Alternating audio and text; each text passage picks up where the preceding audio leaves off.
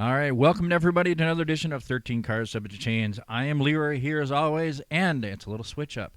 As we told you last week, if you're listening, Zach is on a spectacular. He's out watching a movie, everything, and we have Jesse sitting in as the co-host this week. Yes, we do. I'm happy to be back. We got some great things to talk about today.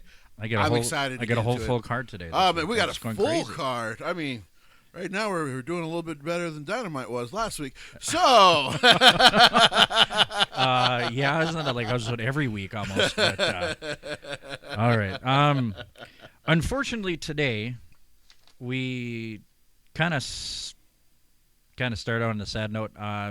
Just like 2 days ago, I think it was actually, we lost New Jack, a great wrestler, New Jack. I didn't follow him as much. He wasn't it wasn't my style of wrestling that I watched all from the time. back in the day for ECW, yeah. But I enjoyed different things, his promos and everything. I mean, it just died heart attack. They were saying, yeah, they said it was a pulmonary attack. So the heart attack kind of started really late with Smoky Mountain at the time where they were kind of getting ready to close down, and his promos were so good that Paul Heyman had to have him. He was such a good promo. And a part of it was because it was uniquely him, but he was such a good promo that Paul Heyman said, I had to have him because he was so real and he brought out raw emotion. Now, I will say it is very, very easy to go like, he probably should have been arrested a couple times because he should have. The Vic, I want to say the Vic Jensen or Vic something incident, and of course the kid that he just beat the hell out of, who was kind of like new to the game, and he just damn near killed him. But you know, like I tell people, New Jack, we should thank New Jack in the sense that because he was willing to go too far, we knew where the line was supposed to be. Oh, and that's actually what helped ECW to become so great, because wrestlers like himself and a couple others back then were willing to go so far that even Paul Heyman knew there's a line you cannot cross. Oh, he crossed that. I mean, he crossed. There was an interview saying when he fell and one guy, he didn't want to do it and he goes, let's do it, and he grabbed him and he pulled him. He seriously injured himself. He hit the floor. The guy hit him and smacked his head, and he couldn't see out of one eye anymore after that. And I was like, oh, my God. It's like, going to professional wrestling, it's great. Be careful what you do because, as people say, oh, it's fake. No, they do stuff that really does hurt. I mean, getting long-term effects on the body. Getting hit, staples in the forehead and just, Look at Mick Foley. I mean, I'm happy he's still with us, but I mean, look, you could just look at that guy's scars on his body, his face. Those scars are with him forever. Yeah. Did you have a chance to see Paul Heyman's old tribute he did? I did. It was quite sweet. And it's not. I know some people are like, "Well, that's kind of shocking that WWE let him do that." Why wouldn't they? Paul Heyman could be a second showrunner to Triple H if Vince McMahon wasn't there. Oh yeah, so definitely. It's one of those things where Paul Heyman is in a great spot in WWE. They trust him because they probably should. We're seeing as how Raw isn't all that great all the time. It was a better show this week, but I thought it was very sweet. And like he said, New Jack was a gangster, and I was happy to have that gangster with me in ECW because they were the original gangsters of wrestling. They just did extreme stuff, but they wanted to entertain you because they understood about that. He even said, "It's like, and no, we did not have the rights to that music that he came in with." They didn't have the rights to Enter Sandman, but it was one of the things that made them such a cool renegade promotion back in the day. Like that, they just kind of did this stuff. And there was back then there really was no artist that was going to come after them for it, because this was a company that had like maybe 5,000 people show up for a show, and And so to them, it was just like it's free promotion to use their definitely, music. yeah, yeah. So yeah, I will say his influence on wrestling, even today, will be missed. It is a damn shame, and I kind of feel I feel bad for the wife, who's a good woman, who kind of finally got him on the right side of a lot of things, and but when you live that hard for that long, it catches up to you. Yeah, and I know I read that they have a GoFundMe page out there. So if anybody would like to donate, I have donated a few times to many different things. Yeah, I've donated go a and little check bit it too. out and do that, and help the family out. I mean, any way possible. I mean, if they're still selling merchandise or anything like that, sure. you're not going to get anything. Well, it's. I think in the article somebody got mad wondering if like, oh, we're going to get any signatures. Okay, send your crap back. Yeah. And then you'll get your money back. You're not going to get a signature. It's like, listen, oh my man, God. just one of the beautiful things sometimes about the biggest beautiful thing sometimes about the wrestling community is our support for those who gave their bodies for so long for us. And what DDP once said is one of the proudest moments he ever saw was the love that Jake the Snake once got, and the love Kamala once got before the end. Because people didn't realize how bad a shape some of these guys were in. Because back then, if you weren't Hogan in those guys, you just didn't get paid very well. And the fact that the wrestling community was just like, would reach out and give money and give anything they could to help because they made our childhood so awesome. Help New Jack's family. Because while he wasn't really wrestling as much now anymore, he was trying to still do the convention circuit before COVID and all that to, provide for the family. So, yeah, anything you can do to help, do so, because while the man did at times go too far, he at times also did it for you guys. Not even say you guys, he did it for our entertainment, and I got to say thank you, New Jack. Like it's definitely appreciated. And as a black man, you'll be missed because you were one of the first pioneers outside of Ron Simmons. So thank you for everything, New Jack, and you'll be missed, brother. And like I said, we try to do as often as we can. We will give the traditional 10-bell salute. Sounds good for New Jack.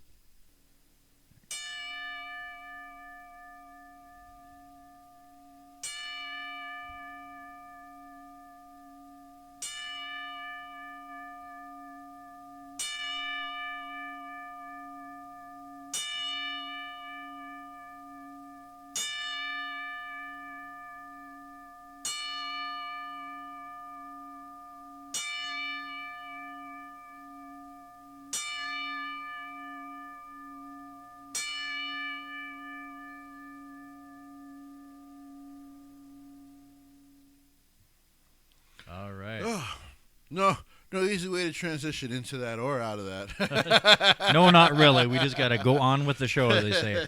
All right.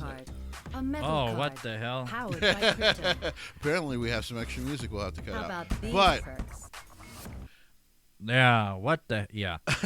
I don't think anything's copyrighted. It's all right. So, one of the big things that also happened, besides some of the stuff with the wrestling shows this week, was that we learned that Becky Lynch actually did sign a brand new extension / new contract with WWE.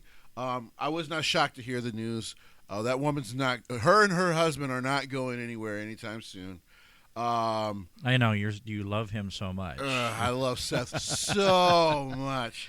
Yeah, they even actually had some pictures of her, I think, on Instagram, working out and everything like that. And I'm like, she's getting ready to come back. And to be honest, maybe Raw needs her. I don't know. Well, probably they do need her on Raw because that show is a lost puppy right now with a lot of things. But yeah, well, let's say if this stuff works, I love my technology sometimes. Then sometimes it sucks, like that one. But I mean, as let's see here. I'll do that one. Yeah. That's what I feel like that Becky's coming back. And Yeah. it'll be good. Oh, yeah. When that happens, we don't know. Besides that, because we're talking about that, also, rumor is still going that Selena Vega is coming back to WWE. So, yeah, apparently she very has interesting. been training again at the Performance Center. Now, this one is a bit shocking because, she stood her ground. They fired her. Well, they publicly announced that they fired her. Her 90 days have been up for forever. She got fired 6-7 months ago. Yeah, it's been a while. Yeah. And there was some rumor maybe she would go to AEW because she had worked with LAX before. Maybe she'll go to MLW because there is some connection with her and the, I want to say Las Costa Nostra, but I'm probably wrong. But a Mexican tag team down there who helped train her in New York. But yeah, the shocking news is that she's actually on her way back. We've had rumors like that before of different people come back and Yeah. nothing has happened. So I mean, it's out there. Yeah. It could happen. Yeah. It'll be interesting if she comes back. I mean, and like I said, I find it interesting because she seems like while Vince would have been mad at her for what she did, Vince would have also been proud of her because this is a guy that fought the American government 3 times, and won. And That's the best part. who could have had his ass thrown in jail for the rest of his life, but he won. And she fought one of the biggest companies in the world, and technically, in a sense, she kind of lost, but she didn't because her point got across. And the fact that they're actually bringing her back, I think, speaks volumes for her. Of course, we've seen Aleister Black, her husband, a lot more now on SmackDown. I'm actually happy for her. yeah. And I don't know which brand she'll go to. I'm not even going to really speculate on that. But I think her coming back is a good sign that not only did she do something good, but it didn't actually cost her career. No. So If she does come back, honestly, Raw is probably the best place Raw to help Raw. I would say Raw or NXT. Yeah. SmackDown is handled so well. And I know some people will be like, well, really, it's just the Roman stuff, and then everything around it has some issues. But really, SmackDown is really, really good week to week. Oh God, yeah, it is. It's Paul Heyman handles that show perfectly week to week. So I like I said, I believe this is a great thing, not just for her, but for wrestlers in general, because you stood up to the man. And now he's more than it's apparently, the management are the ones that reached out to her about coming back. That's the rumor. So, like I said, I think that's all positive. She didn't lose her career fighting back. Oh yeah, love that. That's great news. All right, well, should we go to the shitty stuff? So let's go ahead and get into Spot Monkey. They got a few things going on. So let's get into, before we even get into Dynamite, Leroy. All right. So did you have a chance to see the Underseas this weekend too for Impact? No, not yet. Okay. Not yet. And it's funny because this is the first week I've actually missed the show. Okay. So I usually kind of do some stuff that's not maybe legal to make sure I can still watch it, and this time I didn't do it. Because they stream on Twitch. I am a Twitch affiliate, so I usually try to find ways to kind of do a little bit of their back catalog. It's all legal until you get caught. It's all legal until they're like, well, are you sharing this with people? No. It's like no. But yeah, so there was some rumors about the tension between Kenny, the Bucks, and Cody. And I know I was here last week saying I hope so, because I think Cody needs to understand as a boss, your numbers aren't consistent enough. So you gracefully put up the numbers, and they got destroyed by Raw. And Raw was only okay this week. Yeah, and not even I think to mention Zach put that up, but yeah, okay. I mean, it's like, do you have a big match going on? No. Do you get over one? No. And what's funny is this follow-up show to Blood and Guts, and we will get to the show because there was some horrible shit on the show. Oh, I heard they paid homage to Stone Cold on that show. So before we even get into that, so apparently they addressed these rumors. They've basically once they jokey laughed it off. But somebody, I read somewhere else that honestly, legitimately, yeah, there is some stuff going on. I think there's something going on business-wise because there's no way Tony and Cody are looking at the numbers. And while Tony seems like a stubborn young man, he seems like a smart young man. And they the drop-off from last week to this week is I think is damn near 400,000. Like because I believe last 2 weeks ago during Blood and Guts they did 1.09 for those who wanted to say they did 1.9, and I'm like, that doesn't sound right. It was 1.09. Okay, and then this week I think they did 850,000. I think it was somewhere. I may check here real quick. So he's going to check the facts on that. That's a massive drop off, people. Okay. Yep. It was 1.0. A little over 1 million. Yeah. Last week, it went down to 936. So they basically lost because technically, let's just put it at 1.1 mil. Yeah. They basically lost 200,000 viewers from the week before. Like, guys, like that's horrible. Well, yeah, and Zachy, we put up for NXT, Raw, SmackDown, Impact, and even Dark Side of the Ring. Yeah. NXT went down from 761 to 697, but they still went up in 18 to 35, I believe. Not much of a and Raw was at 1.8, SmackDown was at 2.1, Impact was 123,000. And actually, Dark Side of the Ring on Vince was, and watched by viewers, 272,000. Nice. So I make that beat Impact and did pretty damn good for that show. So first off, for those who are like, maybe they should compete with Smack. No, don't kill Dynamite by attempting to compete with probably the best American wrestling show that gets put on every week, and that's Friday Night SmackDown. NXT is great, but unfortunately, NXT is also on a Tuesday. Like I said, it'll be a slow build to 1 million for them, and I think Triple H and Shawn are okay with that. People got to remember the network wanted them on Tuesday.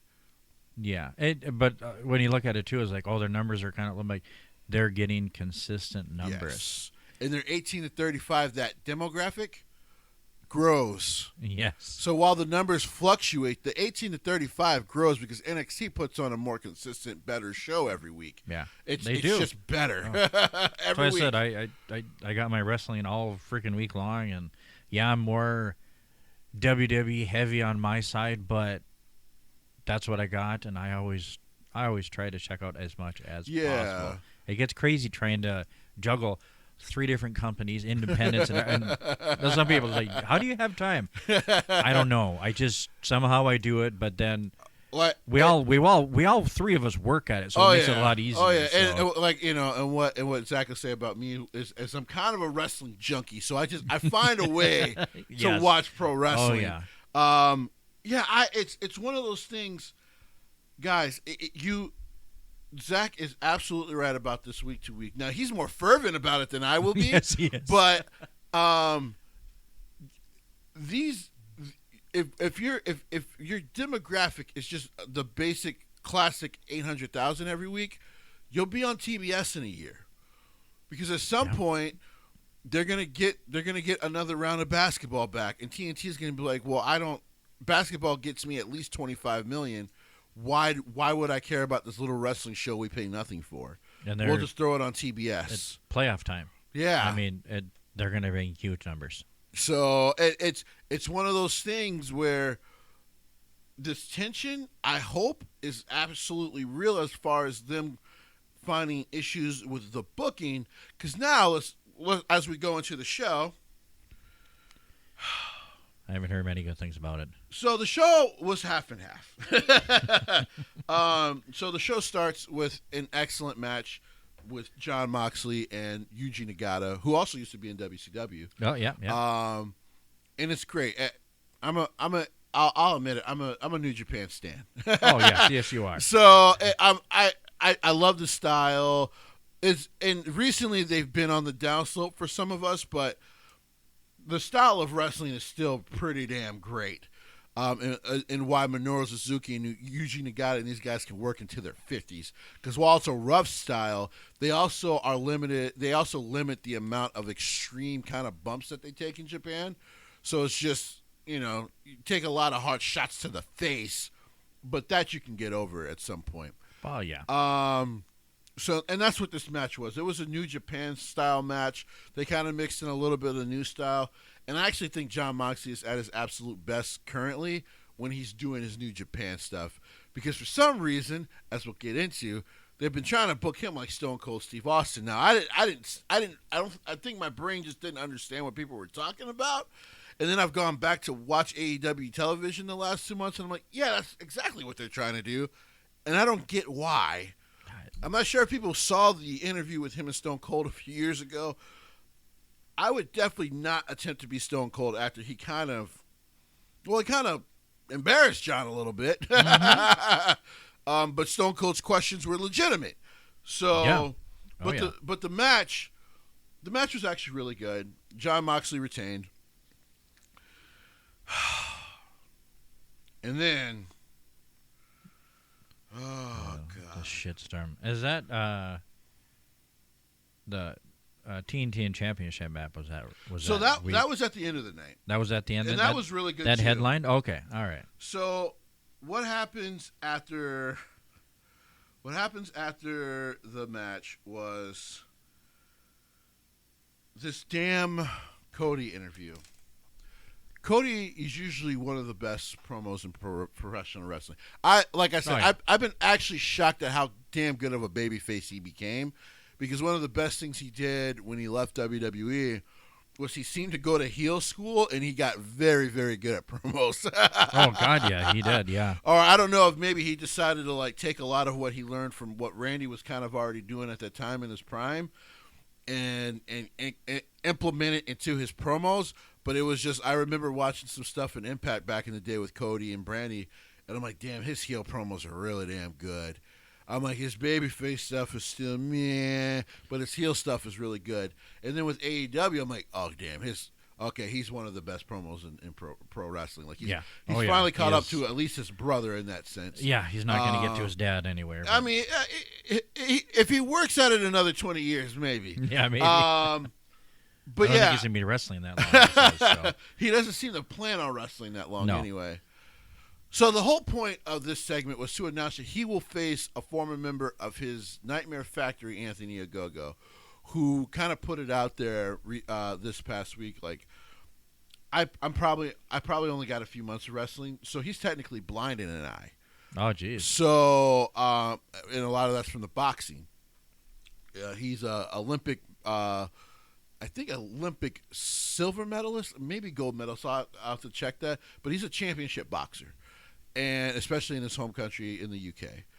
And, he kind of put it out there like, he's happy that they're giving him this chance because he maybe only has probably a year in pro wrestling, because if he takes one bad shot, the other eye could start to give him some issues, and at that point he'll have to retire. Yeah. From physical action altogether. Dude's only about my age, a little older. So when I heard that, I was like, damn, that's shocking and kind of sad. But, the fact that he's getting this opportunity is really cool. This promo was horseshit, man. He goes on rambling, he gets all choked up. And usually the choked up Cody promos aren't bad. They're not bad. But he invokes, so he's going to, instead of calling himself the American Nightmare, he's going to call himself by his father's name, the American Dream, Cody Rhodes. This is horse shit, Cody. Oh, God. This is horse shit. It's so bad. Even AEW marks hated it. Like it's horrible. That's pretty good that they didn't like it. Like oh my God. it was horrible. And then Leroy, I as you know, I try to give wrestlers the benefit of the doubt. Yes. Because especially when it comes to these larger companies, because sometimes people write their stuff, and because sometimes promos just aren't certain guys and gals' strong suits. That's okay. That's okay. Like Paul Heyman once said, you accentuate the strengths, you hide the weakness, because that's how you can build stars. Cody, what the hell was this? And the problem was it went like 10, 15 minutes. And it was just rambling on and on and on. How, because he got over patriotic. So of course, there was the beatdown angle last week where Anthony Ogogo punched him in the gut and then covered him in the British flag. Because Anthony Ogogo, which by the way, people were like, wait, Anthony Ogogo has cut promos on America? Well, you wouldn't know about it because it happens on Dark Elevation, which once again they don't promote. They just don't. They very rarely promote it. I digress. Yes. And so he starts his promo talking about how he's the great, almost like this a great American hope. Like, dude, it's Anthony Ogogo from the UK. Like, America won that war 200 years ago. Yeah, it's 1700s. Yeah, we got those. What is going on here? It was bad. It was bad. Okay, moving on from the horrible. So bad. Cody, you gotta be. He's usually better than this. Now, hopefully, this reeked of Young Bucks. That's how bad this was. Ooh. Yeah. Oh, that's not good. That's how bad this was. That's not good. So what was next was the tag team championship match. Leroy, here's my only problem with it.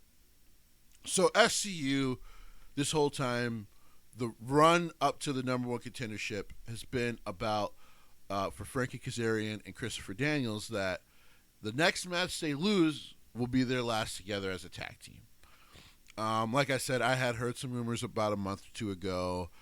Chris kind of did an interview, I believe, somewhere in Mexico or something, and he said, he's probably going to bring his career to kind of a close, but still be a trainer and help the young guys out. Oh yeah. People forget he's been doing this since the late 80s, early 90s. He's been doing this for a long, long time. Oh yeah. He's so underrated that you think he's a guy in his 30s. He's in his 50s. The match is fine. The Bucks work heel perfectly. As a matter of fact, I don't even know why the Elite came to AEW as faces, and maybe it's because it's their company, but they're all terrible. Besides Cody, they're all terrible baby faces. I mean, Kenny can half pull it off, depending on the wrestler he works with. Apparently, yeah. Like I said, I'm done with my high horse on Kenny Omega, and we'll get to him. Oh yeah. The match was fine. It was great. Of course, there's shenanigans from the Good Brothers. Whatever. You watching AEW television, you're just used to it now. And they lost the match. Okay.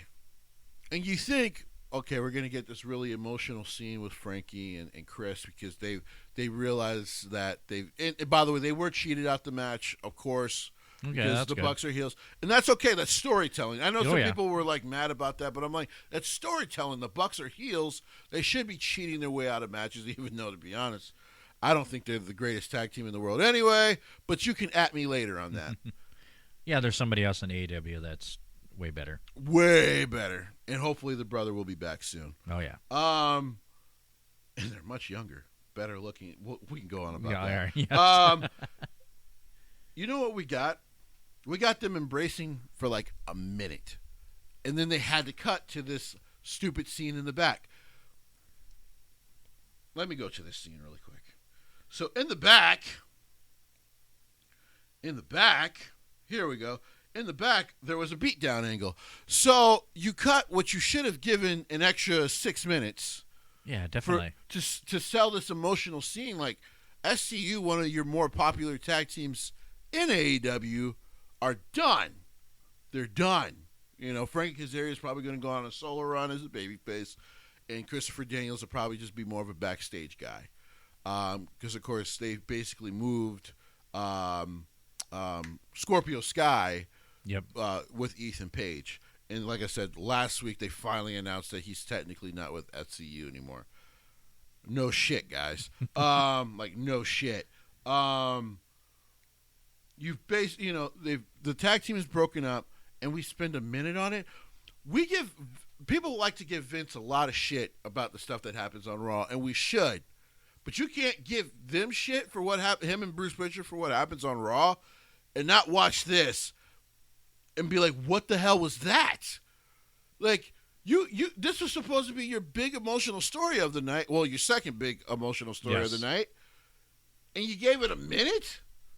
You gave it a minute for JR to go, we have to cut away really quick. There's something going on in the back.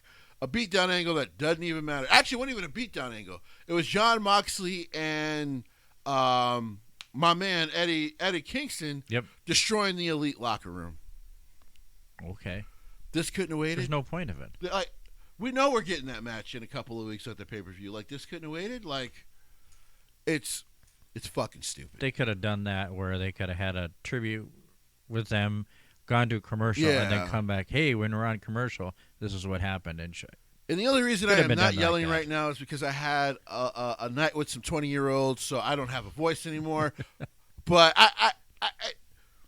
this is one where if I was sitting in that chair and I had full energy, I would be screaming at the top of my lungs, this is why the Bucks shouldn't book anything. Anything. This is horrible. This is horrible. And this was the first time, Leroy, I'll admit it, this is the first time I almost turned off Dynamite. No.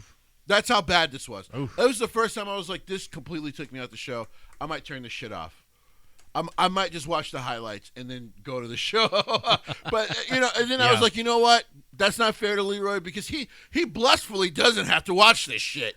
So I'll continue to watch it. It's like me. I catch the highlights. And that's what I try to find. One time what I'm going to do is I'm going to just give you my password to watch it, and I'm going to take the night off from watching it. Because as depressing as Raw is, yes. the book, the way Zach is absolutely right. The way sometimes that they do things as far as like the pacing of Dynamite, it's unwatchable. I'll say, hopefully I don't fall asleep. Oh, you won't fall asleep. Because in my old age, if something gets really boring, I might fall asleep. You won't even fall asleep. You'll just be watching there like, what the fuck am I watching right now? All right. So what was next was the world title eliminator match. This match is pointless. Yeah, this is where we get to the pointless part of AEW. This was basically all to build a triple threat, which I had a sense they might do, but because of, like I said, because of the angle last week, I was like, oh, maybe they're actually headed towards Orange Cassidy versus Kenny, and then, in the end, Kenny will get himself cost the championship. Like they'll put it on Orange Cassidy. I'm like, which, like I said, I don't think he's ready for it yet, but you know what? It's a new face to the championship. It's a guy that the fan base really loves. I don't mind if you do it too soon, but you do it right to kind of build him as a legit champion. Yeah. WWE has done it at times. WCW has done it. Nope. This was a farce of a match. What was messed up was it was a good match. Pac's an excellent wrestler. Oh yes, he's awesome. Yes. You knew him more as Neville from WWE. He's excellent. He's excellent in the ring. Loved watching him. And then Orange Cassidy actually didn't do too much of the jokey stuff, so we got to see, Cassidy's actually a really talented technical wrestler. Great seller, can make you get behind him as a babyface. Only for Kenny Omega and Don Callis to come out at the end of this match. By the way, it wasn't even done yet. He hits him in the back of the head with the title as Don Callis is cutting down a promo to distract. I finally agree with Zach on this. The AEW refs are made to look dumb. Yeah. They're made to look useless. In WWE, at least when this happens, the official is usually yelling at them, "Hey, cut it off," and they're usually watching the match, So even if there was a distraction, usually say if someone comes in and hits someone with a steel chair, Most of the time in WWE, that's a disqualification. And they do the disqualifications too much at times. I'll admit to that. Oh, yeah. But at least there's a point to all of it. Because Kenny hits Pac with his championship, exits the ring, and so Pac and Orange Cassidy can't answer a 10 count. So it's a double count out. And then he cuts a promo. Well, I guess since I don't have an opponent, we're just going to take the night off at Double or Nothing. And then, of course, Tony Schiavone, which I don't know when he left the commentary table. Like, seriously, because at first you can hear him on commentary, right? And then Kenny Omega hits Pac with the ref distracted by Don Callis because Pac had already beaten the hell. I mean, and maybe they rushed this because I'm pretty sure Cassidy took a really. I heard for the reason they were going to end it a different way, but they changed it up because Orange Cassidy took a good hit. Yeah, so that's where they ended it. Knocked him out pretty good. Yeah. He doesn't have a concussion apparently, but it knocked him out pretty good. But they wanted a double count out, but they wanted it a different way. And I get that because it was clear Cassidy probably couldn't continue the match. There were other ways to do this when you're put on the spot live than what they did because it was a high angle power bomb, and I think unfortunately Pac just got him a little too high on it. Yeah. And so when he brought him down, you could see he hit the back of his head. He barely kicked out of that, and I think that was basically instinct. And you could tell Cassidy kind of couldn't move the rest of the match. He could not get his bells and whistles back. But to end it that way, it was so damn bad. Because then Tony Schiavone out of nowhere comes to the stage, and they're trying to not let Tony talk. And Tony at this point is basically Tony Khan's voice. Because he's like, well, I have been informed that Tony Khan has said that this will now be a three-way. I'm like, you can't use the words triple. I'm pretty sure WWE does not have the words triple threat copyrighted. Yeah, there's been triple threat can't. Matches in wrestling for years. You have to call it a three-way. Anyway, I digress. They just have to be so different from WWE in all ways that they can't even call the matches what they actually are. Yeah. And so it's gonna be a three-way, which I actually think Kenny's gonna lose the championship. That is truly and technically it's the easiest way for a champion to lose a title without champion getting pinned. Without losing any credibility. Yeah. Well, what credibility does he have anyways? But as you say, being a credible champion, if you lose in a triple threat, it's not that bad. You can still come back and go after the champion. Let me go ahead and say this before we move on to the next match. Okay. I can't believe I'm going to say this. This man might be the worst world heavyweight champion I've seen in a pro wrestling program since Jack Swagger. Ooh, Jack Swagger. Ooh. That was a pretty bad run. You know what? No, you know what? To be fair, they actually gave Jack some stuff to do. He just wasn't ready for it yet. I was almost thinking you might say Jinder Mahal too, but no. You know what? You're right. You know what? Marcus from PWL, you are absolutely right. Compared to Kenny Omega, Jinder was a GOAT champion. Mm-hmm. Kenny is a terrible heel champion. Kenny is not a believable champion because he the way they had to go about beating Jon Moxley, he was already off to a bad start. You had to have Don not only distract him, but you had to beat him by hitting him with a mic twice. Okay? So now John just looks like a champion that deserves to have his championship back because you just it's horrible. It's all right. I gotta get off of this. I really want to yell, but I just don't have the voice for it today. Oh, you'll be able to do it soon. Next week. Oh my God. Next week. So now we have the Pinnacle coordination. Now this wasn't bad until the end. I can get through this one pretty quickly. So. One thing I will give AEW right now, and of course, there's some people who are a little mad at him because MJF recently said, hey, listen, when my contract is up here in 2 years, if WWE comes talking to me and they're going to offer me more money, of course I would sign with them. Guys, he's 23. Yeah. I'm not going to say he has all the time in the world, but it's one of those things where, if the offer comes, why wouldn't he take it? The kid is actually a really good technical wrestler. He's a great promo. and he's one of the most hateable heels outside of Roman Reigns. Like he's to me when I look at guys in the business right now, he's actually top 5 of my favorite wrestlers because he's so good at cutting a promo. Like he's so good at being a heel promo. Like you watch SmackDown a lot, and you know Roman like will get under your skin. MJF will legitimately piss you off, but that's how good of a heel wrestler he is. I've seen many do that. He is like the old school heel that he keeps it in character all the time. At all times. He wouldn't have to change much coming in WWE. No. He could still say the same, but it's like, honestly, it's like, if somebody offers me better money, of course I'm going to do it.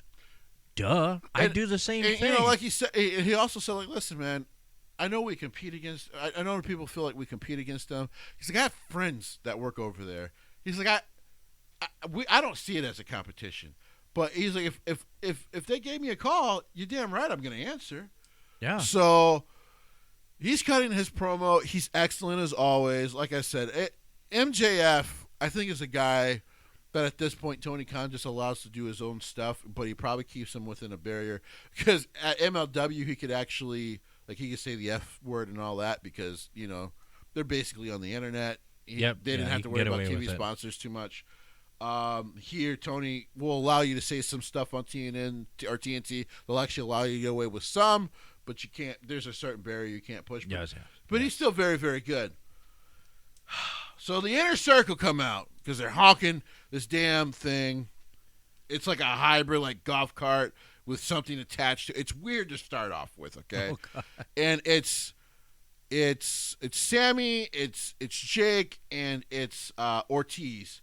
Because I believe, don't quote me on this, guys. I believe this week was the friend or the father that recently died. I think it was the funeral this week, so he wasn't on the show. Yeah, I believe Santana so. wasn't on the show.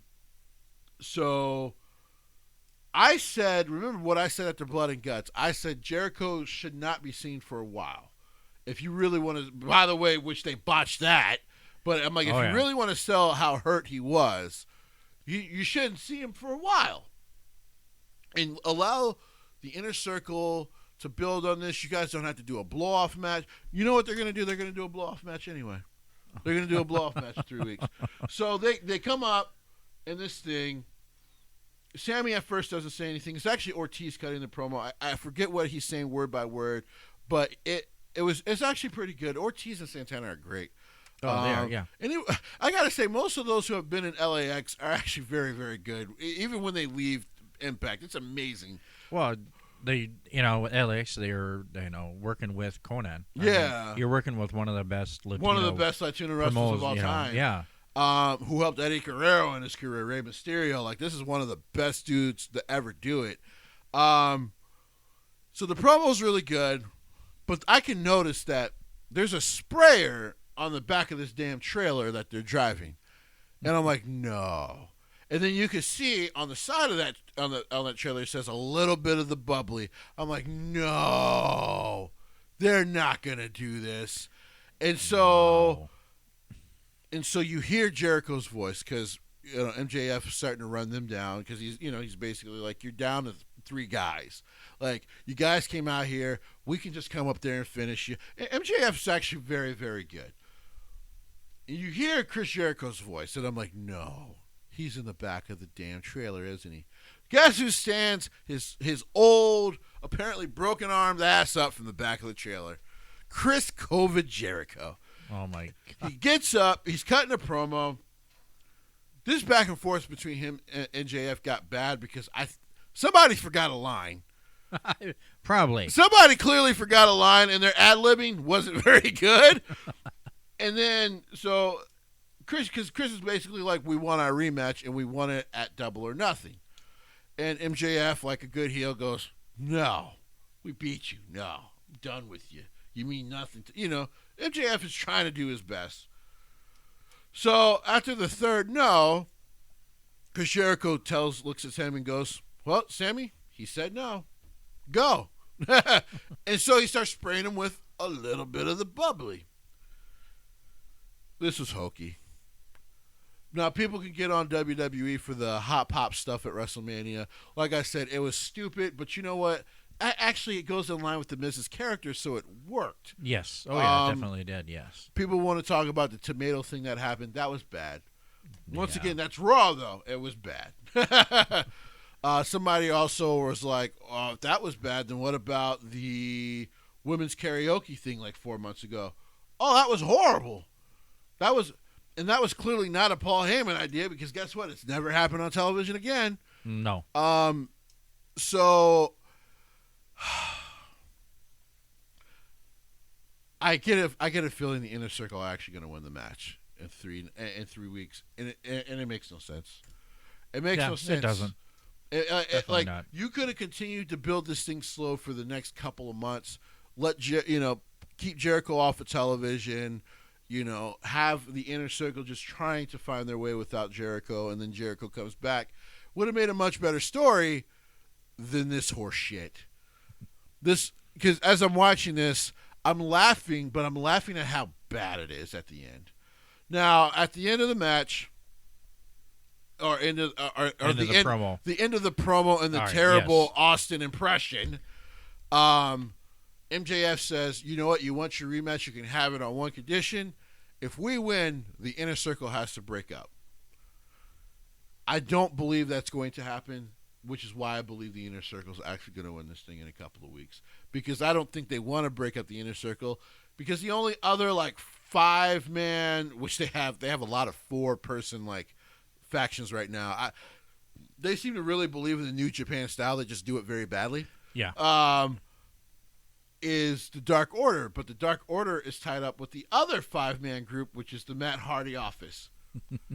So it's a clusterfuck. It's a clusterfuck. Oh yeah. All right, so hell, even B&R, by the way, where I'm kind of getting my review stuff from, where I put my notes on the side of, even apparently gave this a D. They hated this too. It wasn't. Well, that's good. I'm glad they're doing it. I haven't lost. I should pull up Corny's clips there to see what he has to say about this. You know what? Talking about it. It might be very interesting. I'm about to say, next week you and Zach should let me know. I might actually watch to see what he has to say about it. Because I'm a guy who tries to see the good in wrestling companies, because I'm so passionate about it. It was bad. Oh yeah. It was so bad. Next was a throwaway. They basically just threw all their women's segment into here. So they had a Britt Baker promo, which was taped with JR. This is one thing JR can actually still do very well when he cares, and that's interview promos. This was really good. Britt's really good. Oh, yeah, she is, yes. Her growth in the last year has been phenomenal. I actually think outside of Orange Cassidy, she's been the most improved wrestler I've seen from this company. It's very, very good. And like I said, if there's a time for Sheeta If there was a time for Sheeta to lose, to be honest, it was 3 months ago against Abaddon. But it's definitely now with Britt Baker. Yes. Britt Oh, Baker yeah. should Yeah. be the women's champion. And then what was next was basically it was a throwaway squash match for Thunder Rosa, who looks great. She always looks great. Interestingly enough, her match is coming up in a couple of weeks with Braun Strowman's ex-girlfriend, the very tall but very manly voice sounding Camille in NWA, where apparently if she loses, she can't wrestle for any other company. She has to wrestle just within NWA. Yeah, I think that was I saw that and I was like, that's a very interesting stipulation. Yeah. So I'm like, is she losing and then not being at AEW for a while? It's a possibility, but I've been trying to find any little tidbit of information I can, but I once again I got to give Billy Corgan credit. They are keeping all that close to the vest. I don't know what's going on with that because, like I said, I've just been recently catching up on a lot of the NWA stuff. It's mostly been on Fight TV, and then they kind of do little 10-minute review shows now on YouTube. But I hate the Fight TV app because it just doesn't work for me very well very often. But because basically, if Sheeta loses, Thunder Rosa becomes the number one contender. yes. Hell, even if Britt Baker loses, Thunder Rosa becomes the number one contender. Oh yeah. And it would be even if they beat Britt Baker here, it would be very hard for them not to put this championship on Thunder Rosa, who once again, it's a woman who actually grows in their popularity for their company. Like I said, Abaddon actually at one point was their number one seller. It's starting to become Thunder Rosa. So it's the women who are actually getting themselves over more now in AEW. It's amazing. It's good to hear that is happening. Yeah. So, I mean, we actually might get a decent women's division out of that. And what I've seen in the producer's notes is it's more Tony Khan now. The problem is Tony Khan is starting to run into the issue of, and Raw has no excuse for it because they have 3 hours, but it's let's throw all the women's segments into in their case it's like a 20-minute thing. Usually on Raw it's like half an hour, and then the women are gone, and you're like, wow, that was okay. But yeah, so she won her match against Jasmine Allure, and then she cut a promo saying it doesn't matter who wins at Double or Nothing. I'm coming after the championship next. Standard stuff. Oh, yeah, yeah. And then it was the TNT Championship match that main evented. Which we pretty much predicted what was going to happen. I got to admit, though, I believe, and I'll check it out, but I believe AEW actually did put this up fully on YouTube. I'll have to send it to you. This is actually worth your watch. Okay. I think there was definitely a lot of coaching from Sting, because what Sting actually used to do very well in WCW was storytelling. Yeah. Especially as a babyface. This was gold, man. So I was gonna drop a Jay's Take video. Unfortunately, when I tried to upload it through my phone, it actually crashed for some reason. So I'm gonna actually re-upload it tonight. So everyone check the YouTube tonight. It should upload. I actually did a Jay's Take about Dynamite, wrestling take. And I ended up giving the show a 3 out of 5. And I know that sounds crazy. If the show was actually any good, it would have gotten a 5 out of 5. Because between the opening match, the actual SCU tag team match, and then this match, and if everything in between would have been better, I actually might have given the show a 5 out of 5. Because, so Miro comes out, so Darby Allin actually cut a promo last week. Quick video up he put on Twitter, and he was actually writing his promo, by the way, about how, Miro came in, he's supposed to be this big bad dude, but he's like, what have you actually done? He's like, you've been the best man for a wedding that was stupid and no one cared about, which, by the way, he's right. Yep. And then he was like, you've been talking about your destiny, but most of the time you've been around just playing video games.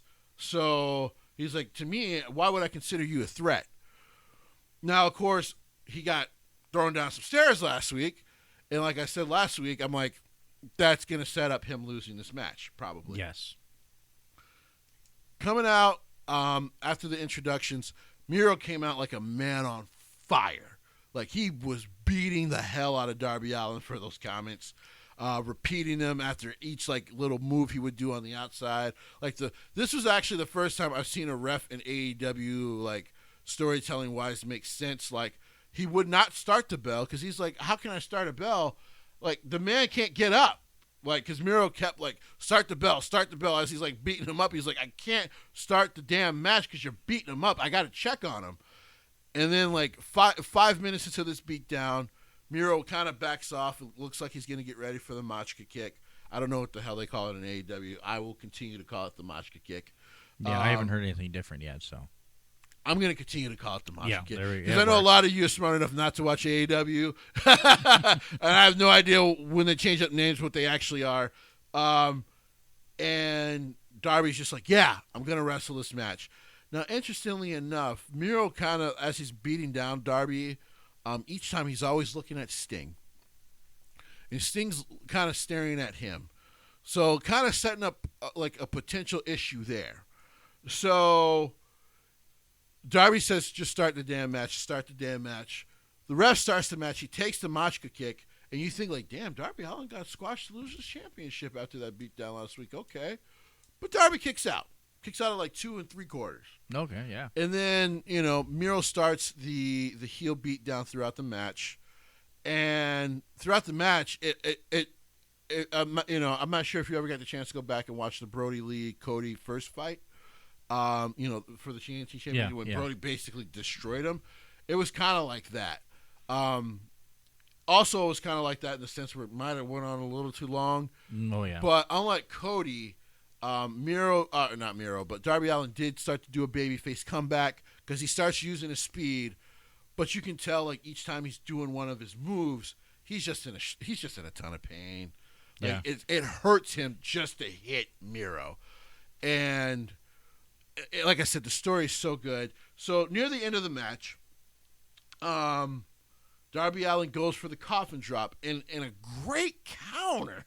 I give Miro all the credit in the world for this, and it's like, Miro, you should actually thank WWE because a lot of this stuff you were able to like learn and develop in WWE, even if you weren't given the push that you probably deserved. And so he catches him. He sits up because as he's doing the coffin drop, of course, for those who don't know, he jumps off the top rope and just kind of does basically throws his back at somebody. Miro just caught him, and he's smiling at him, and he said, "No coffin drop for you today," and he just starts German suplexing him all over the place. And then as he's going to try to do another Machka kick to end the match, Darby hits him. I think it was a drop kick to the knee, which gets kind of, he runs it to the rope, hits his neck on the rope. Yeah. But he no-sells it. And there's this beautiful moment between Darby and Sting where Darby looks at Sting, and it's like the face is just basically like, I'm going to lose, aren't I? And Sting kind of gives a face back, and he looks at Miro, looks at Darby, and the face is basically, kid, sometimes you win some and you lose some. And then he kind of puts his fist out to the kid. Darby bumps the fist. He shakes his head. And he tries to go at Miro. He takes a kick. And then Miro puts him in that the camel clutch where he leans back. Darby passes out, loses the championship. This match was phenomenal.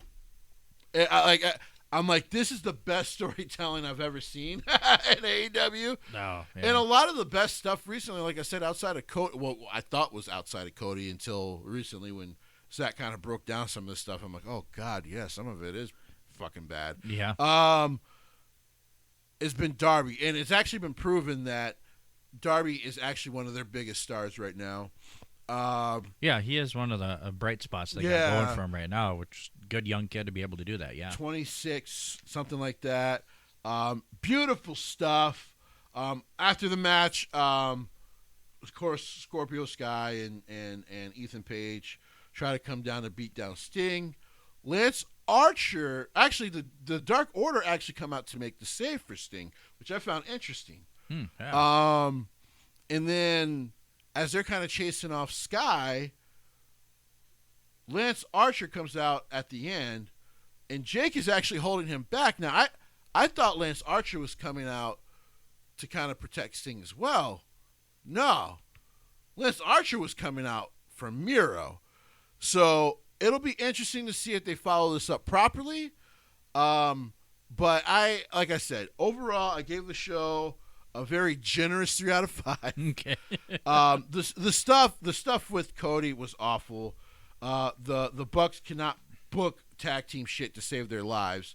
I mean, they could book a match, okay, but to as far as like actual like storytelling, they're horseshit at it. I've always felt that they were horseshit at it. Yeah. Oh yeah. The only reason I thought they were decent in TNA was probably because of Scott D'Amore and Don Callis and you guys' boy Jim Cornette, who was there at the time. Oh yeah. Because those guys understand storytelling. What they didn't understand back in the day was to just tell Hulk Hogan no. Like I get, I think they've tried to do that. It just didn't work. I love Hogan, but sometimes you gotta say no. I think back then, think even Vince at a certain point just learned, like, yes, he's the biggest name in wrestling history, but sometimes you just have to say no. Yeah. Like Hulk, no. Otherwise, like I said, not a bad show, but if it doesn't get better and more consistent, they will never compete with Raw. And Raw is on a terrible downslope right now. Oh yeah. So That was AEW Dynamite. Next week, what they set up was, because I didn't talk about it, they set up that Paige will take on Brian Cage, because accidentally told 3 weeks ago, Cage actually beat Hangman Page and took him out of his number one contender spot, which is why they had the title match. Okay, the title eliminator match.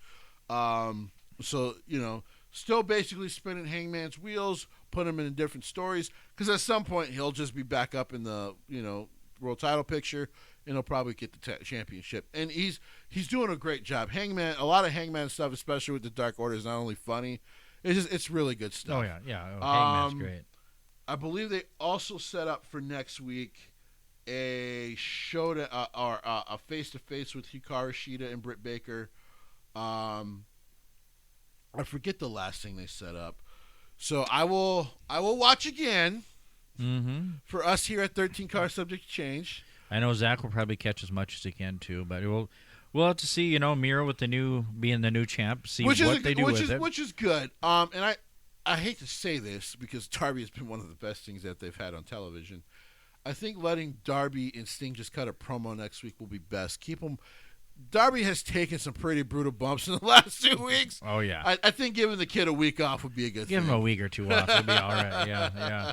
So we're looking at Lance Archer probably is the next. I think Lance Archer will probably be the next challenger for the TNT title. I don't know when they'll do it. Knowing them, they'll do it too soon. They'll probably do it at the pay-per-view. Yeah. But yeah, it'll be interesting. And like I said, right now my big one is the World Heavyweight Championship for them. I hope it's Pac or Orange Cassidy. I cannot watch Kenny Omega as a champion for them anymore. He's horrible. I'm officially completely done with Kenny Omega. Like he's ruined 2 companies in a span of a year. Yes, 2. that is true. Oh yeah. So hopefully they can do something against them, anyways. But let's get to something positive now, Leroy. I think we're done with Spot Monkey. Well, the only thing more I go with Spot Monkey now is they're talking about they are going to go back and they are starting road shows. Yes. And rumor has it is WWE is also looking at that themselves. So what WWE kind of recently put out was SummerSlam actually won't be the first event they have fans back. It might be the pay-per-view before it, which you might have to research, but I believe that was I want to say it's Money in the Bank. I could be wrong, but they want to have fans back as soon as July, and they also want to incorporate fans into the Thunderdome as soon as July, because at least in the Thunderdome they can space them out themselves, stuff like that, and I don't know how they'll set it up with the screens, but they're going to try to make it work. Like to give WWE credit, the Thunderdome actually has worked out quite well. It has. I mean, I totally agree. I enjoy it. It's very interesting. And like I tell people, no, it's not the same without fans there. But to give WWE a ton of credit, all that money they have, even though, when they fire wrestlers and they're like, oh, we just don't have the budget. And you're like, don't give us the bullshit. Just say you didn't have a use for them. Don't give us the BS. I actually do think the Thunderdome has been very, very good.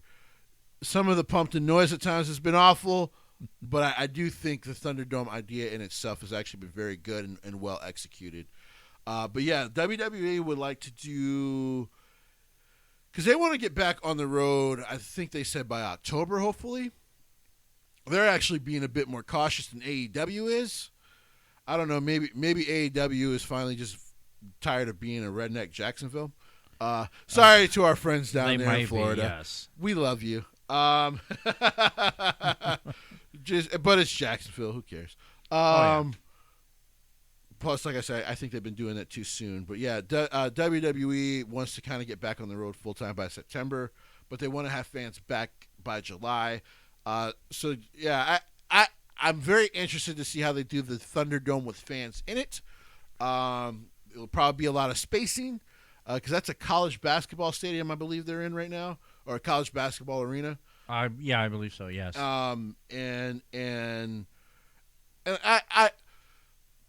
I don't know. I remember Taz like mentioned the whole chop shop thing, and then AEW ended up having more cases of COVID than WWE actually did. That comment did not age well from you, Taz.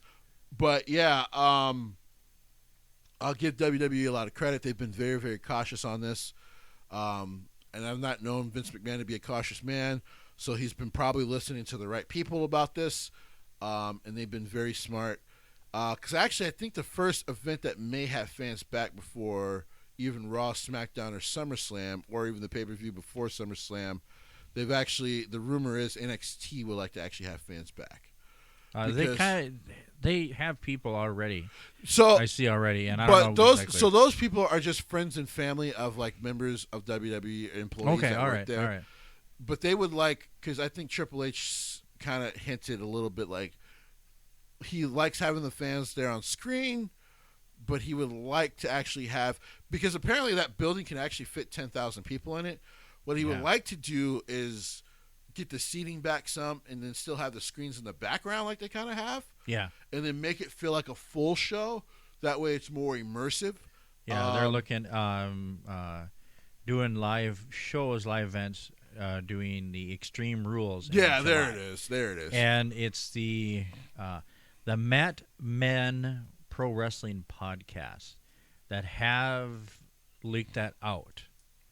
And the last time they did something, they leaked out a little bit saying they were breaking news. It was when NXT moved to Tuesdays. So they actually might be right. Have some, and they're not the only ones. Dave Meltzer talked about it. Yeah. And when Dave Meltzer's not gawking over AEW or overrating New Japan, I get it, guys. It can get annoying always giving New Japan like 6 stars and stuff.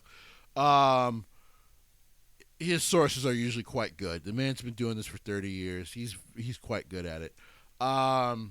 He's the guy I heard about. They said like, we would actually like to do this, and Triple H hinted at that. And I listened to the phone call, and it sounded like Triple H hinted that he would actually like NXT to kind of be the first try at it.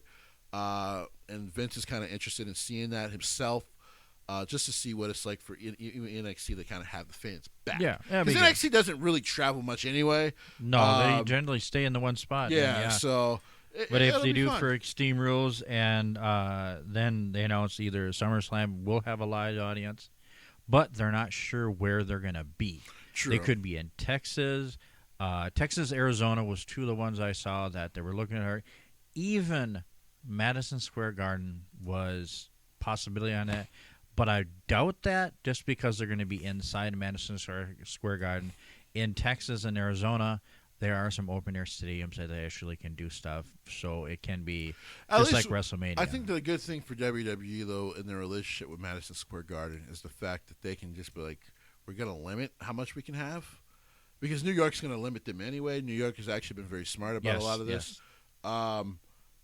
New York will probably be like, well, listen, we're not going to do full capacity inside of MSG. I mean, apparently they're going to have some fans for Knicks games, so MSG is actually going to get a run at this already in the playoffs of the NBA playoffs.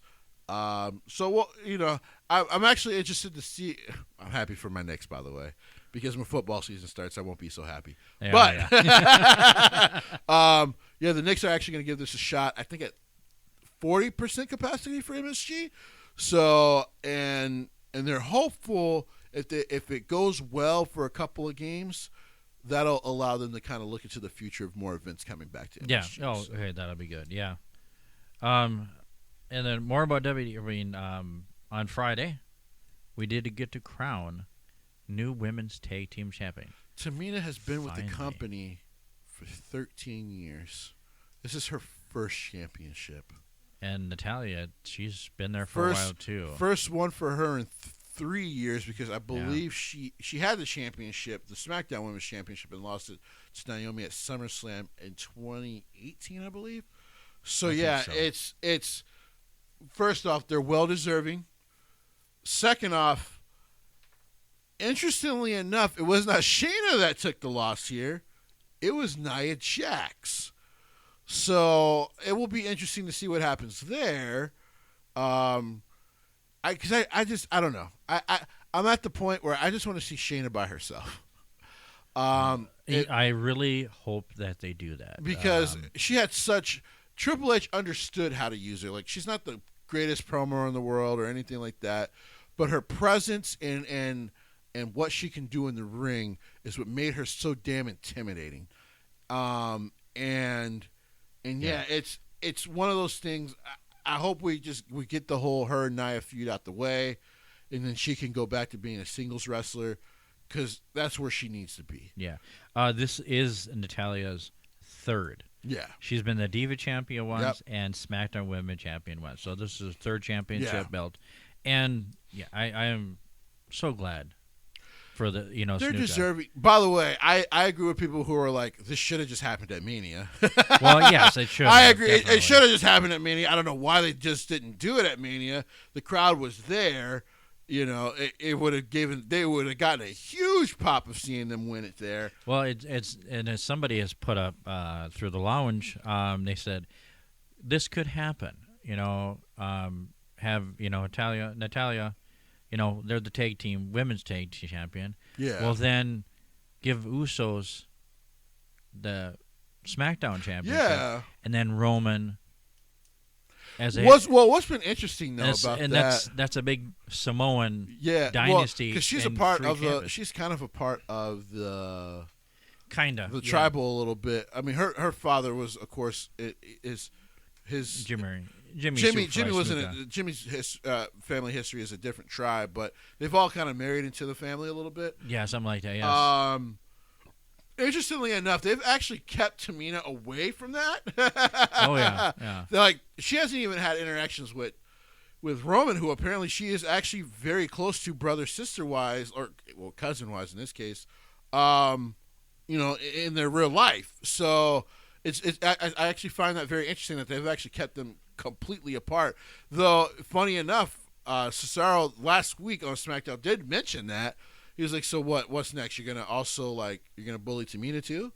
You're gonna bully Nia Jax?" Like, It's like, ooh. I thought that was interesting that they allowed him to mention that.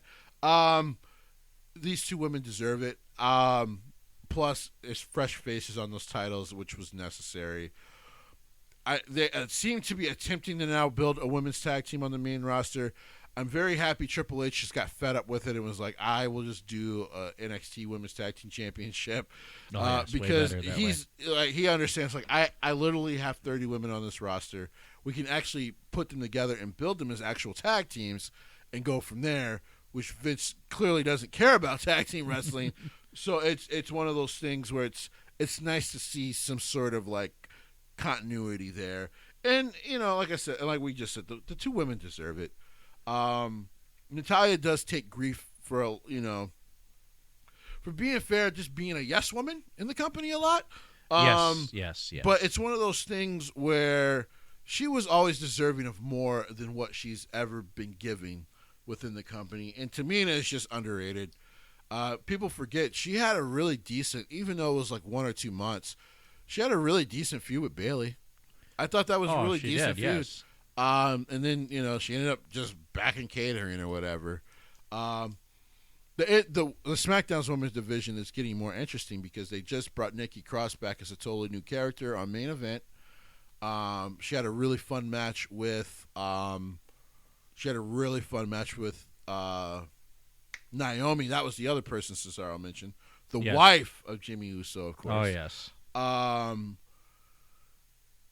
Also, so I kind of bouncing off the women's tag team here. I want to mention to people, watch main event. I know it sounds crazy. They've actually been doing stories on main event. Like these wrestlers, heard that, yes. Yeah, these wrestlers. He's allowed the wrestlers to come up with their own story beats for main event, and it's actually been really good. That's why they're so high on gender. So I've kind of gone back in the archives of Hulu there to go watch more main event. By the way, it's only an hour, people, or technically it's 40 minutes. So you get through it pretty quickly. Oh yeah, you get them through damn quick. Gender's been pretty good. Yes. Junior's been pretty good. Yes. So I get why they do. Where they were like, let's just call him back up. He's been pretty damn good. And in the same sense, unfortunately, they've kind of buried Jeff Hardy. I got a feeling Jeff Hardy's on his way out of the company anyway. Yeah, he just might be. I think he's going to join his brother in AEW. They'll probably give it one more run, and then they'll probably call it. For people who don't know, they're actually getting close to their 50s. They're both in their mid-40s, I believe. So, yeah. Watch main event. If Shawn Michaels kind of said it best recently, if certain larger eyeballs within the company see that the numbers for some of these shows like 205 Live and Main Event are going up, and that you actually care to watch these wrestlers, Vince will see that because people will bring it to him, and he'll bring those wrestlers back onto the main roster again instead of recycling through some of the same stuff that he's kind of done, especially on Raw. Yes. Especially on Raw. They need to get some, and that's what it is. They need to get some fresh faces up on Raw and change up things, a few and stuff like that. So they were called out recently by Andrade, who was right in his call out, for the fact that they don't use a lot of Latino wrestlers. And some were like, rightfully were like, well, I don't know if that's fair, Andrade, because technically Damian Priest is of Latin descent, and he is. Mm-hmm. But Andrade was actually right in the sense that really, for the most part in the past, Lucha Party would maybe have a match here and there, a small feud here and there. They would probably lose and then would just go to NXT and do some stuff, or 205 Live and do some stuff. Kalisto kind of got too big of a head, but the problem is he's such a good wrestler. People forget he had a United States Championship run no more than 3 or 4 years ago, and it wasn't bad. But it wasn't. No, they took the championship off of him too quickly. The kid that was working with Andrade, who they finally have back on TV, Garza, charismatic as hell and a great wrestler. And they've finally been using him on Raw again, and you just go, yeah, Andrade was right, which is, I think, the call out is the reason why we're seeing more of them, because they actually are good wrestlers, and you got to, and one of the big things of Andrade's point of that is you have so many good diversified wrestlers that are just sitting and catering, and I think he was saying, I think a reason a lot of the fans would ask these questions of wrestlers like, dude, why aren't you on the show? They just don't use people. And so when they had the massive cuts a couple years ago as COVID started, that's where I think a lot of wrestling fans had that anger towards WWE, because it was just like, dude, you just don't use people. Ron Killings, R-Truth, 24/7 champion, has shockingly not been seen on WWE television in a month. Yeah, I know. That's it's kind of weird. I'm like, where's Ron? He's doing something. No, he hasn't been seen on YouTube. None of it. Not even Main Event for like a month now. So it's and maybe he's taking a break. They clearly didn't care about the 24/7 championship. To be honest, if not for R-Truth, I think they would have killed that belt like a year ago. Oh, they definitely would. Yeah, I mean, he's definitely keeping it around. Yeah, I mean, there's no way around it. He's kept it entertaining. Got the celebrity cameos to kind of give it some oomph, so people kind of would be interested. Like, oh, well, that's funny and interesting. So, but yeah, overall, as far as going back to the women's tag team stuff, good to get new faces. Interested to see what happens next. Definitely, yeah. I mean, and then if we catch the NXT the next couple of weeks, their championship matches in the next couple of weeks. Ooh, boy. Finn Balor come out and it's like, I want it now. You're on. Boom. And I was like, oh my God. NXT is on such a roll right now. This is the hottest I've seen NXT in a minute. The women's division is excellent. Not just the singles division, but the tag division, of course, where now the women of the way have those tag team titles. the story. They have like 3-4 different stories branching off from the way because Dexter Lumis is still floating out there. Dexter Lumis is actually a part of the heavyweight championship picture because he was also looking to fight like Pete Dunne recently, like. And then, you still have the building of L.A. Knight that they've been doing. Listen, next week's going to be a great show. No titles will change hands. I can. You don't think the North American champion is not going to? Yeah. No. Listen. I love the big man. Oh yeah. And he should get something soon. I don't think they're ready to do it yet. I don't think Shawn and Triple H are ready to pull the trigger on that quite yet, which is a damn shame because I actually think I think he might be ready. The only way I see it happening is a weird, stupid distraction thing from like Austin Theory. Which, by the way, Austin, you've been excellent in your role. It's amazing because when they brought him back to NXT, he kind of just went back to his old like diamond thing or whatever at first. Oh yeah. And I was just like, well, okay. I guess pulling him from Seth, I guess. Yeah. Oh, yeah. But they found this little niche role for him.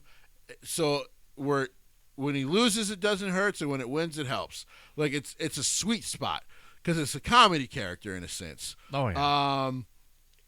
They actually had a decent match. I actually thought they had a good match with him and Karrion Kross. Oh, yeah. But it was just...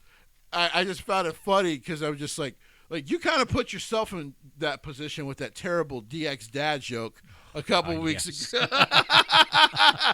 Those are so beautiful. Where did you get those nails done? I was like, oh my God, yeah. I'm like, yeah, Karrion's gonna kill him, isn't he? Yeah. Oh yeah, like next 2 weeks for that, boom. United States Championship, yes. And then the next week it is, the rematch between Finn and Karrion Kross. Yeah, Karrion's not losing. No, Karrion's not losing. But it's, oh my God, it's going to put on a hell of a match. There's also been a rumor recently, and it's just a rumor. Vince is hoping for another shot with Finn.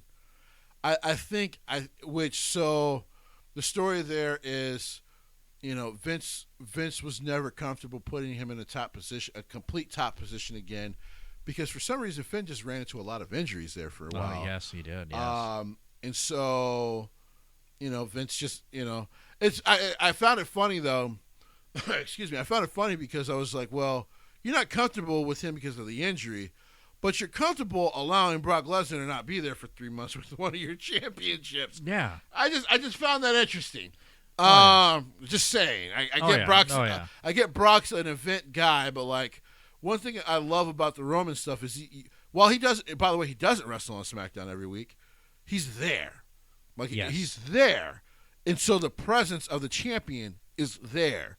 Even if he's not in a match, he's there. Even if he's not cutting a promo every week when he's there, you just physically see him there being domineering. And that's what's given his character so much oomph. Is like, his specter is always there. So Vince would like another shot with Finn because Finn's always been fantastic. Oh, and then some rumor Bruce felt like they didn't get enough mileage out of the whole Finn/Demon character. Like they probably didn't do enough with him. The Prince stuff, like I said before, with the Prince stuff, I'm like, because that's what he originally started with in New Japan. The paint was just war paint back then. When he was brought to WWE, Triple H was like, use that as a character, like almost a certain off of yourself. Yes. And so, it would be interesting to see if he gets called up after this match, because if he goes back, I think one thing I have seen recently on Raw. Only recently. Oh, yeah. So I can't, so benefit of the doubt of anyone who doubts what'll happen, I respect that. Is that guys who they have failed on before, they're given another chance to and trying to do it right this time. Yes. Jinder Mahal comes up with one of the guys from Endor Shear. I forget the other guy's name. I'm sorry about that. but he looks like it could be a nice dominant foreign faction. He's one of the newer guys. Yeah, that for they picked up from WWE India. Yeah. Yes. And he's actually not bad. They actually had him do some stuff with Drew, of course, during the India show. It was really good stuff. Yeah, they both of them are great wrestlers. And Sheer just wasn't used in NXT very much, which no. It's not like when NXT doesn't use guys. It's like I've always said, they must have tried to give some chances and it just wasn't working out. Yeah, because like Shawn and Triple H seem to be much more forgiving than Vince is. Yes, so yeah, him getting called back up would be interesting to see. Because I'm almost convinced now. Adam Cole cannot get called up to anywhere but SmackDown, because I don't think Bruce Prichard and Vince will have any idea what to do with him, and he'll just get buried. But I do think Paul Heyman will know exactly what to do with Adam Cole. Adam Cole going up there would be way better. Speaking of kind of Adam Cole, you said Bobby Fish. Bobby Fish returned, and because they're all broke up, but it's like, okay, they're all being singles now, so I'm like, what's going on with that? And even Kyle's reaction was like, hey, yeah, what's going on, dude? Listen, one of the things I liked about this return was it sets up another story about because remember, story-wise, Roderick Strong quit NXT because of what happened. Yes. With the Undisputed Era. And Bobby was injured. He's been legitimately injured this whole time, but now he's back. And of course, Adam Cole's already said he's not done with Kyle O'Reilly. So this sets up some interesting stuff. They can either do a fatal 4-way, because one thing I always thought, and they've done this before as far as Adam Cole and Bobby Fish in Ring of Honor, but they've always come back together. And Ring of Honor, I think, understood that these two as a tag team is also always excellent to come back to. Yeah. They just work great together. I'm interested to see where this goes. Yeah, and also Bobby kind of hinted at a kind of a revenge angle too. Yeah, going against Oni, because Oni was one of the people that took him out supposedly. So it'd be him. He could go against Oni. Well, his tag team partner's injured too. Whenever he comes back. I say Danny Burch is technically Danny Burch. So he's going against them.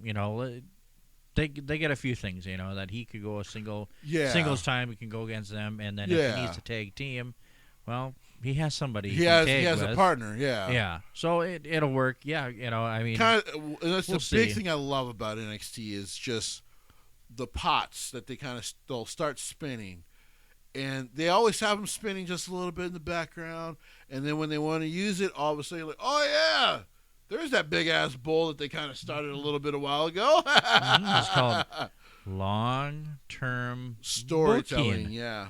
Yes, long-term booking. It works. And it does work. And it comes from two of the greatest that WWE has ever had in Triple H and Shawn Michaels. By the way, they surrounded themselves with guys who were great wrestlers and storytellers in their day, including guys from Impact. So I mean, there's a reason NXT is so good. That storyline, Gonzalez retaining, but it's still kind of like the eyeballing of the championship from Dakota. When does that happen? Mm-hmm. When does Dakota finally show her true colors on that? Oh yeah, very interesting stuff. Because basically Gonzalez has kind of been half babyface through a lot of this. So a little bit, yeah. So it's it'll be interesting to see. I don't know. A part of me kind of thought it stunk that once again, Mercedes loses a championship match, and I mean, listen, I'm like, let's Triple H and Shawn, let's not do what we just did with Candice, where she finally gets a championship, even though she for the longest time was the best women's wrestler to just always get beat by a champion. Yeah. Because at some point you're like, is it ever going to happen? What's going on here? And unlike Candice, Mercedes is still excellent in the ring.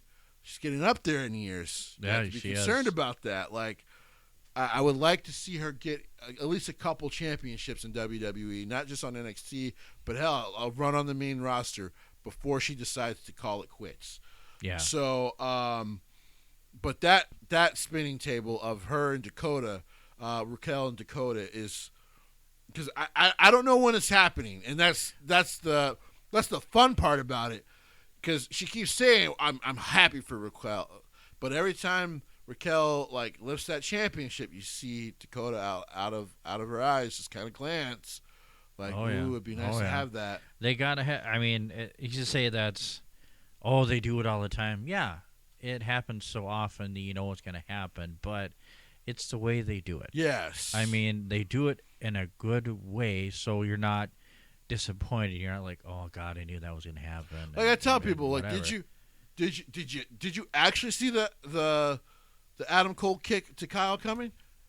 You can't say you did. No one did. There's no chance in hell you did. We all knew it. You know, we figured Undisputed was going to break up eventually. Yes. But they did it before we all thought they would. Yes. They thought they would go a little bit longer. Nope. Boom. They got all of it. a sudden, like, son of he a bitch. super kicks Balor, who's kind of built this respect relationship with Kyle. And Kyle's like, wait, what are you doing? Like, this could be a something great for all of us. And he kicks Kyle's head off. And then you remember, oh, yeah, this is that son of a bitch Adam Cole, baby. Mm-hmm. Oh, yeah. Oh, yeah. Oh. Where even Roddy was shocked, like, wait, what just happened? Definitely. Well, I think, jeez. This is going to be a shorter show than we normally do. Hey, well, that's all right anyway. Do you want to talk about Under Siege? Let's talk about Impact Under Siege. Yeah, because it kind of sets up a little bit. I do have the results. All right. Let's see here. And for everybody that has watched, we haven't watched it yet, well, we're going to probably do that very soon. Let's see. First match was Brian Mears defeated Black Taurus with Crazy Steve in a singles match. Ooh. Yeah. That's interesting. Mm-hmm. Because those are two guys that they've kind of built up some. Of course, two of them being in Decay. With Crazy Steve and Rosemary there. The very beautiful Rosemary. Oh, yeah. Hey, listen, if you're actually divorced now, hit me up, Rosemary. I've been trying to get at you for like 10 years. Oh. That's an interesting result. I'll just say that. I see now I'm gonna have to watch it. I'm gonna have to also watch Impact, because I was actually expecting Torino to win that match. So that's there interesting. We go, yeah. Okay. All right. And then we had a tag match. We got Taylor Wilde and Nathaniel Dashwood. The returning Taylor Wilde. And defeated Kimberly and Susan. Ooh. Yeah, and that was just like a 5-minute match, too. Wow, really? Yeah. So I was like, wow, that's kind of quick for a tag match. I'm going to have to check that one out. Yeah, definitely. Then we have a 4-way match to determine number one contender for the Impact World Tag Team Championship. Yeah. And Ace Austin and the Madman Fulton, they are the winner. They beat P.T. Williams, TJP, and P.T. Williams, who people were not expecting to return, but it was good to see him again. And was it Rohit Raji and Shira? Oh, Raji and Sharon. They were in that match, so yeah. So now we have the number one contender for the next team match. That's interesting, because that means the Good Brothers are out of that title picture for now. There right now, yes. So that is interesting, because I know they had still been spinning wheels on that. For those who don't know, the tag team champions are New Japan's Finjuice. Now, I'm guessing the Good Brothers were busy that night too. True. Well, yeah. And yes, they are. Well, they're further on down the line here. So they're busy. All right. All right, continue. All right. And then our good old buddy, W. Morsley, Big Cass, he beat in a singles match Willie Mack. Not shocked. So You know, we got there, and then unfortunately, we had the rematch for the women's tag team match, and unfortunately, Jordan Grace lost the titles back to the original tag team. Wow! So Fire and Flav got the rematch, and they got the titles back again. Just after only like 3 weeks. Yeah, very short reign there, which wow. I was like, what? I was kind of like, oh, geez. That's a bit shocking. But I don't know. They're just doing stuff like that. I don't know. Let's see. Then because they're so high on Jordan just signed their third most lucrative. Sorry, I couldn't speak there for a second. Extension 2 weeks ago. Yeah, and so I was just certain that they were going to hold on to those championships. Yeah, definitely. You know. So then X Division champ Josh Alexander, he retained in his match against El Fantasmo.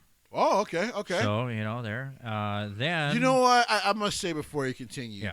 New Japan is getting way better mileage, and so is Impact out of their working relationship than the really shitty one that you'll be getting to at the end of the night here with AEW. But continue. Definitely. All right. And then next was a match for the Impact's Championship for the women's.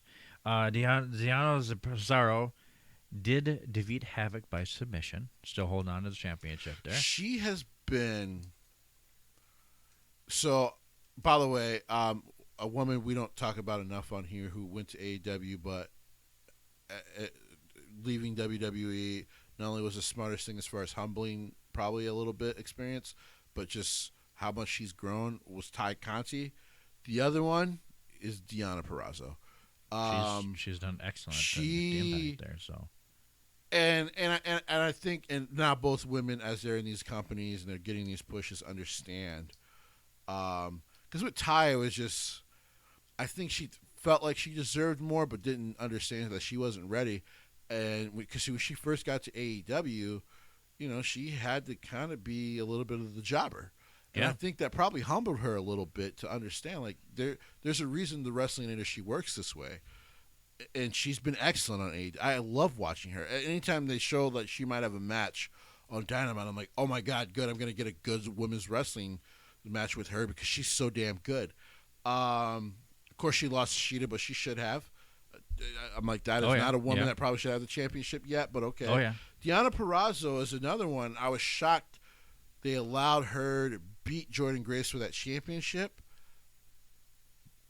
But this is what I was just talking about earlier. When you give somebody a championship that maybe wasn't ready for it, but you build them up after getting the championship, even making the championship more relevant, Impact has done a great job. Because Deonna looked like in NXT at some point like she just didn't care anymore, which was shocking because when they brought her in, they were very high on her. She had really good high-profile matches, at least for a couple of weeks.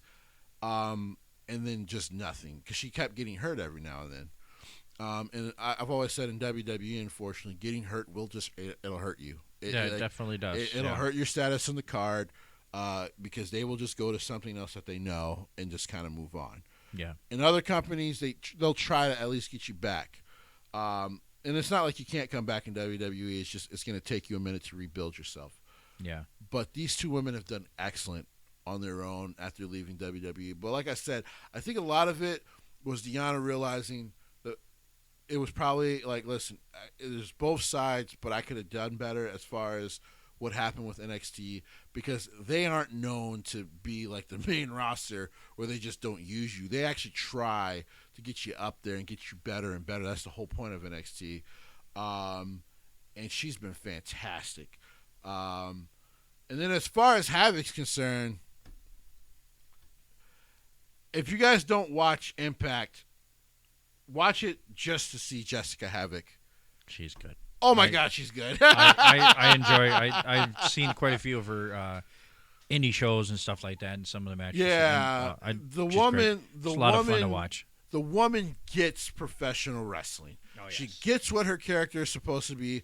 She gets how she should do her move sets. She's excellent. I'll let you go ahead and continue. All right. Well, the next one is why the Good Brothers were a little bit busy.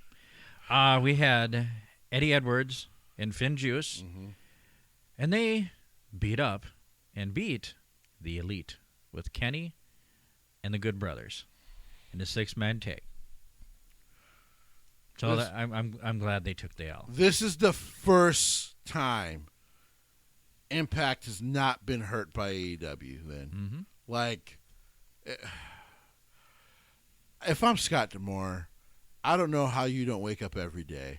Now, I know recently, so Don Callis was removed from the Impact website as, I think he's like a VP or something like that. Something like that, yes. And some people were like, well, this could be story-based, and it could be. But it's just this relationship for Impact's World Championship picture.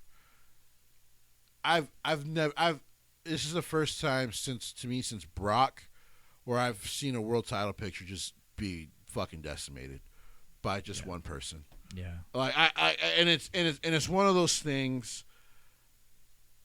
I hope to God that Double or Nothing is the start of him losing all those championships. Now, Andrade is challenging him for the AAA crown. Yep. I think it'll be next month.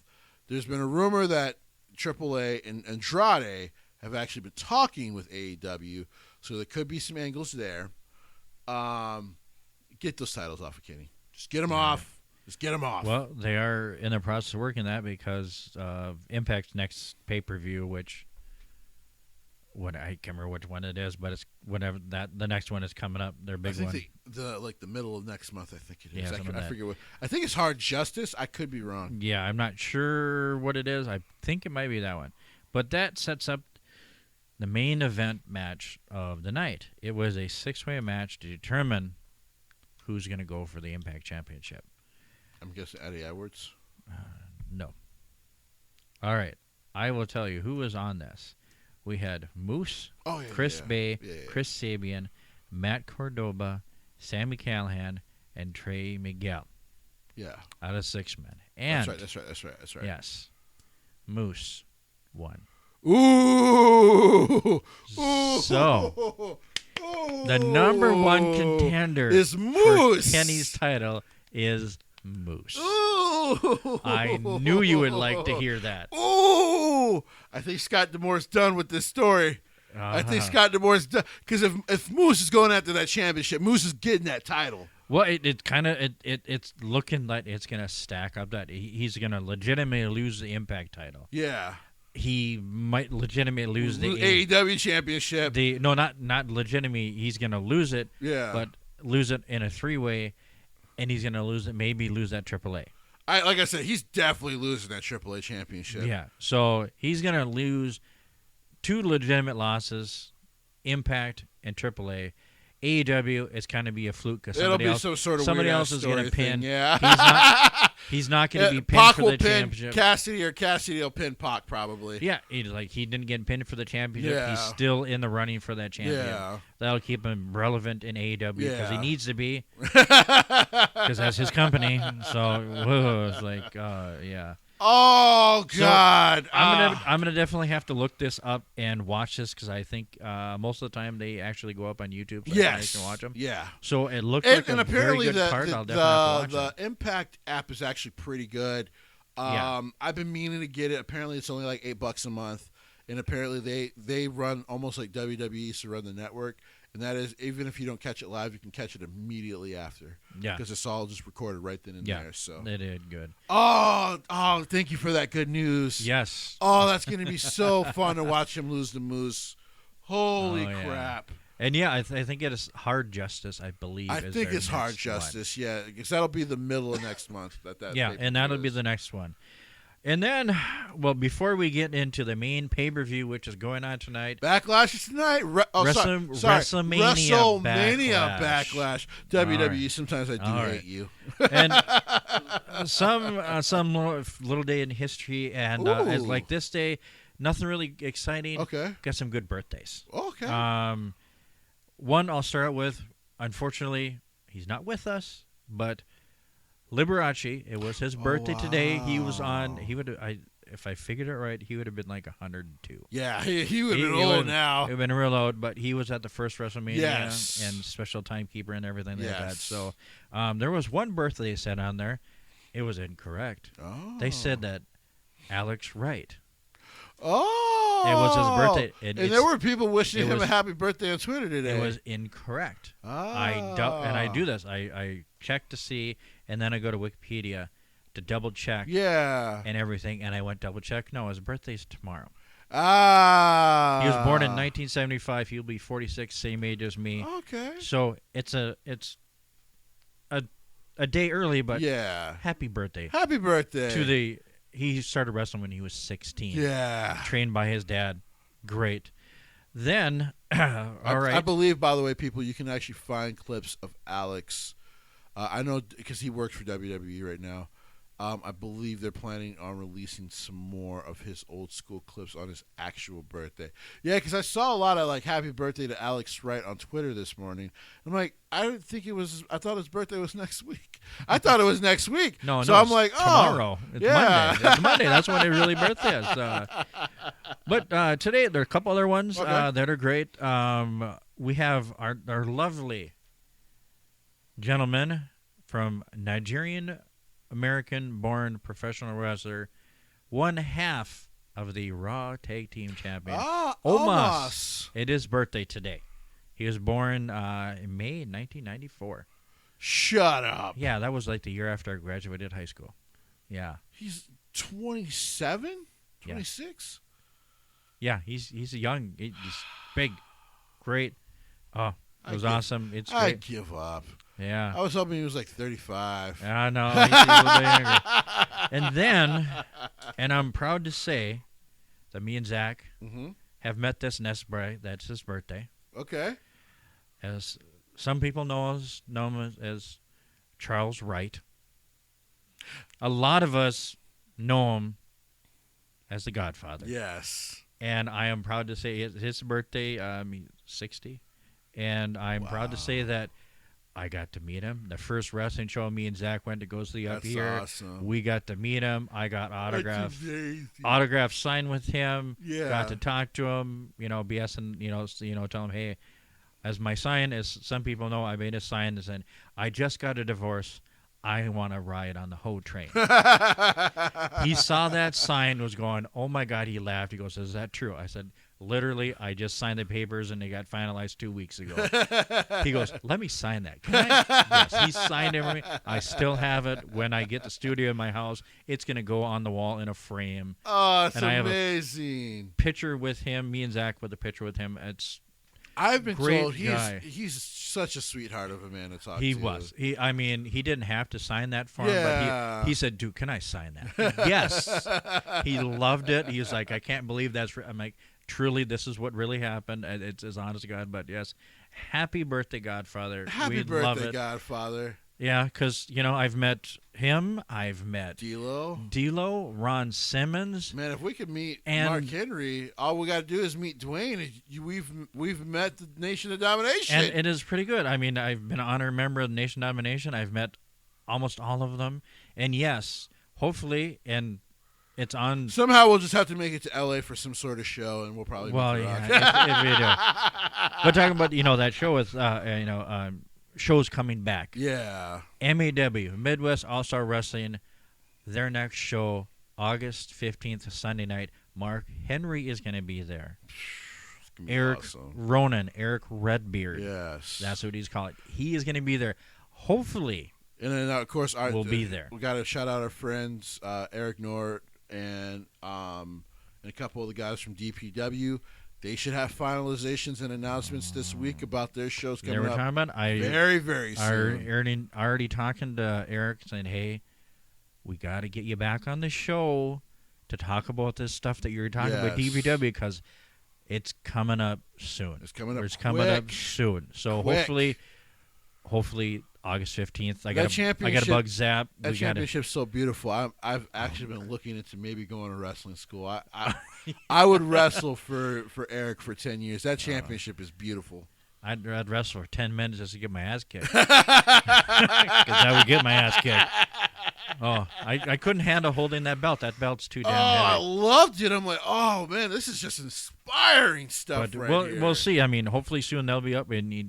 If our next show is going to be that we get to go see the one and August 15th, I have to give a holler to Dave there, the promoter there, and say, hey, we're coming. We'll be there. We'll be there. We will help set up the damn ring. Oh, yeah. They're doing meet and greet beforehand around 3 o'clock, Nice. so I know we'll be doing security for that and doing like that again because, hey, we did it.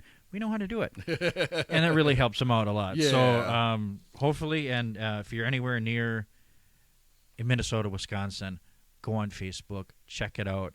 If you can go, get your tickets quick. Cheap tickets. Yeah. I mean, last time I went, there were $10. Maybe there'll be a little bit more, but it's not bad. For the MAW price, throws on a great show, man. they're going to be in Stillwater, so Yeah. it's a quick boom. We jump on the freeway in Minnesota. Yep. Boom, we're down there. Right down there. Oh, I already got a babysitter lined up for my kids. Yes. Yes. Yeah, because I did an MAW show with you guys. Listen, they And just what was they throw on a great show. It was Was that down at the poorhouse that we were at? I with you? believe so. That was with Funny Bone. Yeah. Listen, man. Oh, that was great. Funny Bone and Super Beast, that match. God, I feel bad for him because they used that table. And Zach still blames himself for that mistake. I'm like, it happens, but oh my God. It was. I've never had so much fun in my life. And that was, and as Zach knows, he broke my Minnesota independent scene virginity because that was the first show I had been to that wasn't First Wrestling. Ooh. So it was So I was a part of breaking my two people's virginity. I broke. We did. We broke yours. We broke Allison's. Mm-hmm. And I should say I get 3 because I broke Zach's virginity Oh. on No Love Lost 2 where we met. He'd never been to any wrestling promotions, independents like that. Never been any around here, and I got him to that one. See, I'm from the And East Coast, so that's- I saw CCW shows back Yeah, in the day, yeah. even though it was probably illegal for me to get in because it probably should have been 18 plus. I saw old school Chikara shows. I saw old school ECW shows. Yeah. I've seen a lot. Like I said, that was the first one outside of First Wrestling. And like I said, I don't know why I don't consider First Wrestling a Minnesota promotion because it really is. Well, it is. It really is, Eric Cannon, yeah. But they do because they've done. I think they've done so much in like Wisconsin and Illinois and South Dakota that I've always just considered them a regional promotion. But MAW was the first one, and I was so happy MAW was the first. It was so fun. Oh, it's They were such a pleasure to work with. The wrestlers are all great. well, Got to meet Lainey Luck. What a sweetheart of a woman. She is. She's a great. Yeah, I got an autograph for Claire for that. I hopefully when I get my little girl get to a show that she'll be there, so actually she can meet her. Who, by the way, like we said recently, got engaged. Congratulations to her and Yeah. her fiance. And I remember I watched her match. I watched her like interactions with the kids afterwards, and like I was telling Zach because he was like, "You're tearing up." I'm like, "Because this is what pro wrestling used to be about for me." Yeah. Inspiring the next generation, putting on a show for the kids, putting on a show, having a good time. Well, I said me and Zach talked about it before. It's like we went early to a show, and and him and Jason. We go. Zach was like, "Should we see if he needs any help?" Yeah. We go, "Hey, Dave, you need some help?" Yeah. Got shirts, had everything, and he looked at it. He goes, "Guys, you're part of the family now." Oh Dave my God. Dave is great. Dave is excellent. Great. I mean, so Zach met him at No Love Lost, so that was about 3 years ago. Yeah. That's when the ball started rolling for me and Zach and everything we have done to this day. Man, It's like, whoa. it's amazing. It's crazy. You get into the independent scene, just like I tell people, just even your own local independent scene. And trust me, it just because seeing it from that level makes you really appreciate what you love about wrestling. Yeah. And then you can find where your passion is for pro wrestling. And hell, I mean, a lot of wrestlers will tell you, like, if it wasn't a WWE show or New Japan or whatever, like, they were like, man, listen, I just went to, like, Drew McIntyre once talked about, I went to my local wrestling promotion once in Ireland. And me and Sheamus were kids watching those guys. And they just watching them as, like, young teens inspired us to be like, this is what we want to do. Like, there is no plan B. This is what I want to do. Yeah. And it's just their dreams, they became bigger. So as they became bigger, then they aspired to get to WWE. But like Drew once said, he's like, I just wanted to wrestle for my local promotion for 20 years because they were just so damn fun. Like he was like, dude, we paid our money, we got our sodas, we got our popcorn, and the wrestlers were just engaging. They came and talked to us. And then he said, like I did, like I was telling a kid once, like I knew of Laney Luck because she had done a couple matches in Ring of Honor. But when I got to watch her in the promotion and watch her interact with the kids, like I was super taken back by that. And I was like, that's right. This is why I originally loved this as a kid. Mm-hmm. Was my uncle like introducing me, like, you know what? Because he worked for the Target Center, and I got to meet the Undertaker. I got to meet Mankind. I got to meet Mick Foley, I should say. I've gotten to meet Triple H before in his younger days. Yeah. It was just.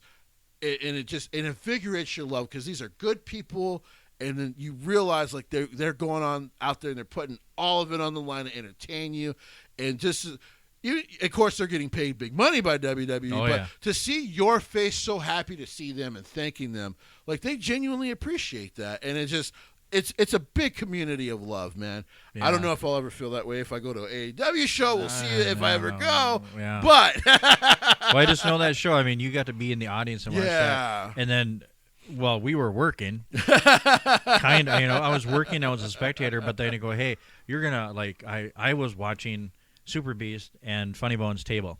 To make sure their merch was there and watching the front door. Because then I went down with them to do there was another show, and I got to do security, and I forget the big man's name.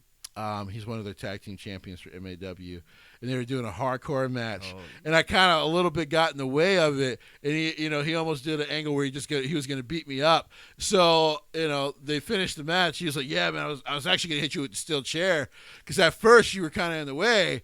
Because they were like, make sure the wrestlers in the crowd has a little bit of space. I'm like, yeah, no problem. And like I kind of did it like I was at a rock show because that's how I know how to do security. Yeah. And like apparently I wasn't looking at him, and like he had the steel chair and he did this and he changed his mind at the last second. I was like, dude, I would have taken it with honors.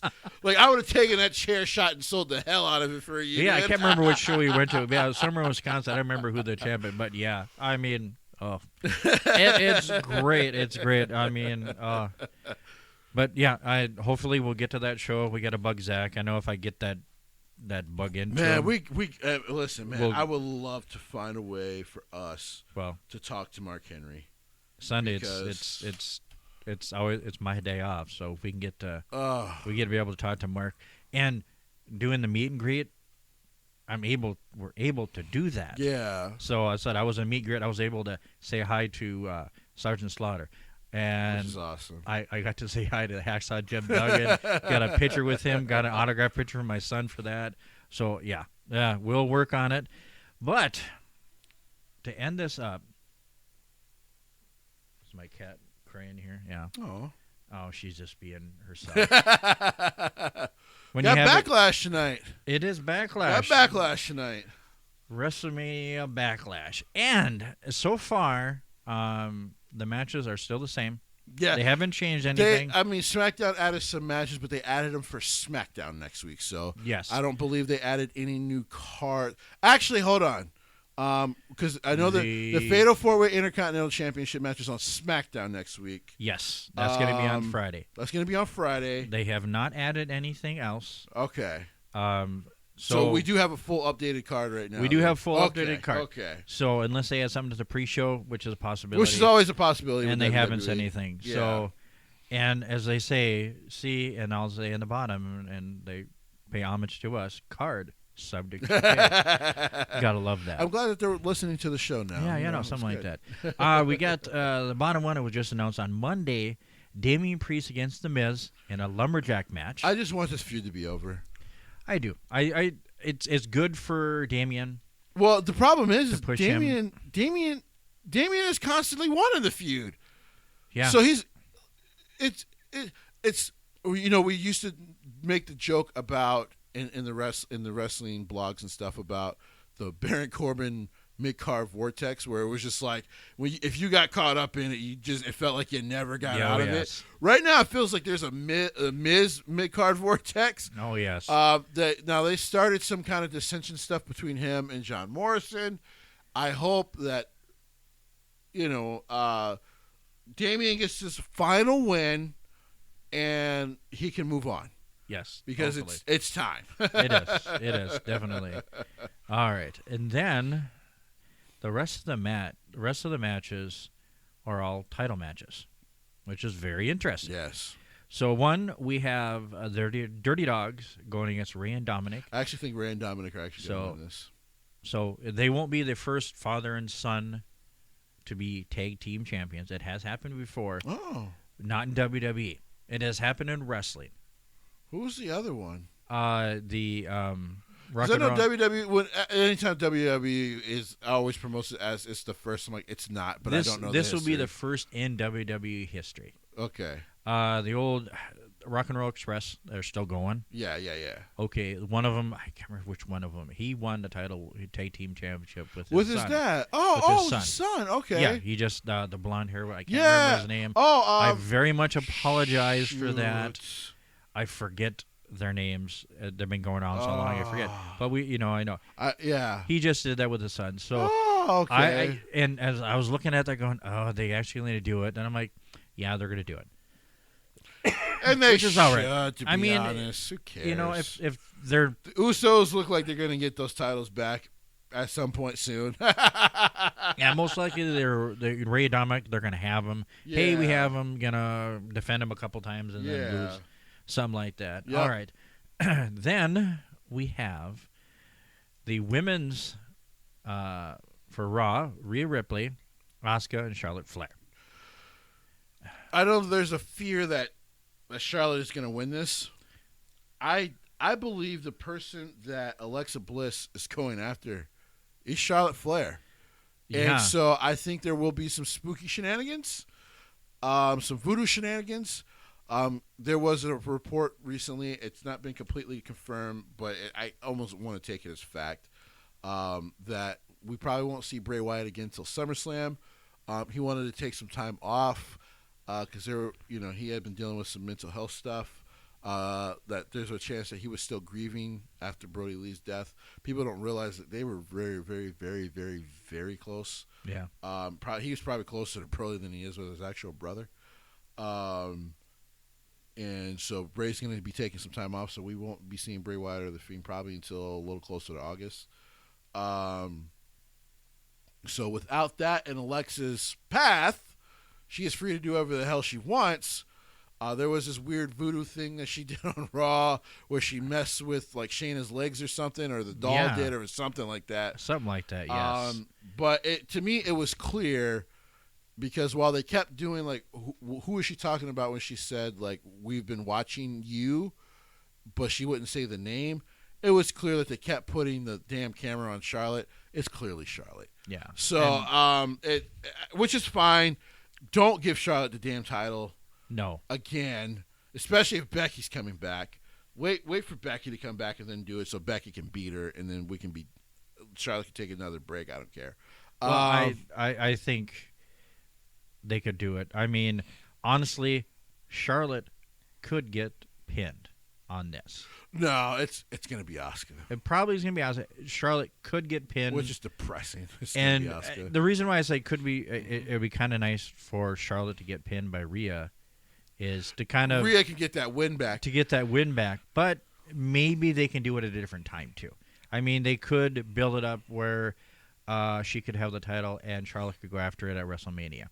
Boom. Or Charlotte could have it at WrestleMania, because Rhea's run as champion so far has been so damn lackluster. it hasn't been much going on, and it's been so lackluster. I'm like, she deserves so much better than this, guys. Yeah, we'll see what happens. But like I said, I think Rhea will retain.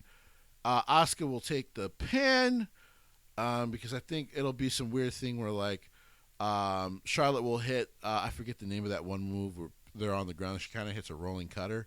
Yeah, I don't remember what that is. And then Charlotte will kind of get taken out by something spooky. And then Rhea will just come in for the pin and get the retain the Asuka, championship. yep. All right. Then we have for the women's title, Bianca Belair against Bayley, the longest SmackDown Women's Champion. Longest reigning SmackDown Women's. So Bayley will lose, but Yes. I thought this.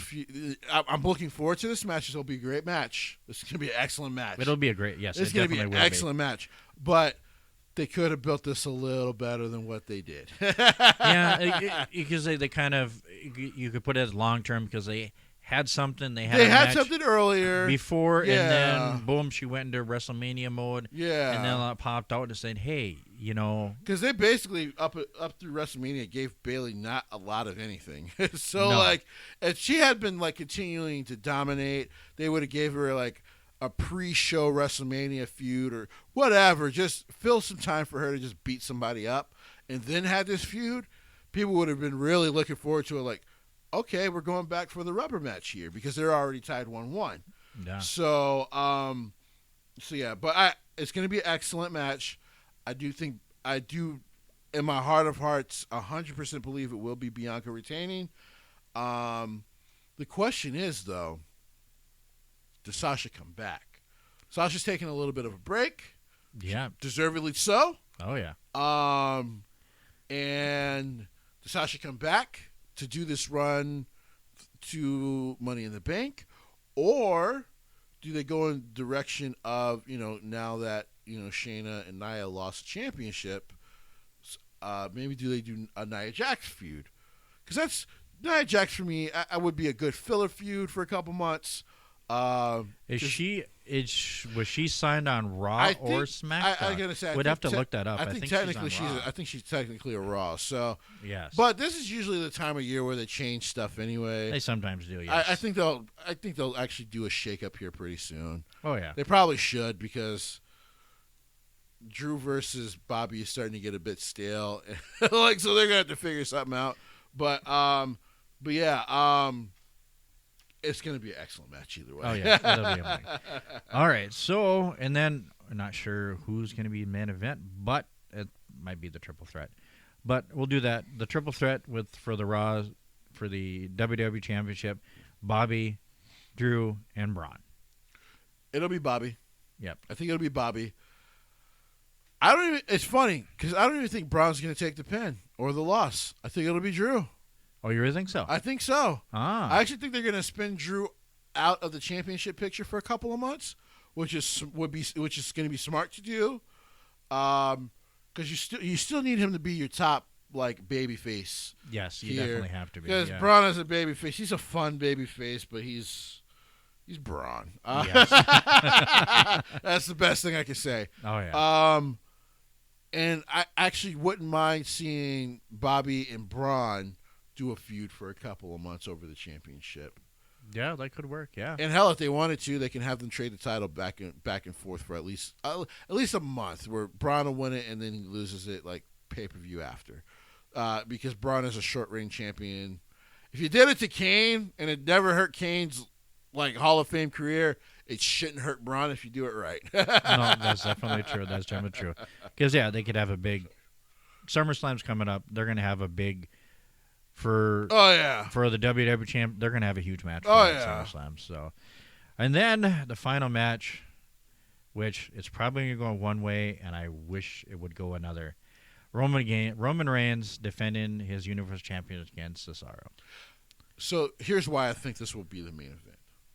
One, because Cesaro's probably not going to win, but the way Cesaro loses will still keep him in the main event picture, because they need a guy like one, he deserves to be here, and two, on SmackDown he's needed as the big baby face against, because going back to Kevin, because I know people are like, what would they do? Go back to Kevin Owens so Cesaro and Seth can kind of continue for a month or two? I'm like, well, yeah. There's not. I'm like people act like there's something wrong with Kevin Owens being like in and out of the title picture. The fact that he's still a main eventer means they still care about him. Yeah, he's seen similar. They're kind of putting him in the Intercontinental.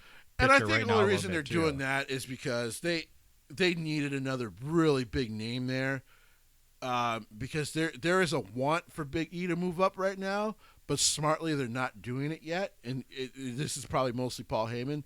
It's smart to just continue to build Big E throughout this year, Yes. as a potential threat for the championship. So when he wins it, it just feels natural. It feels good. Yeah.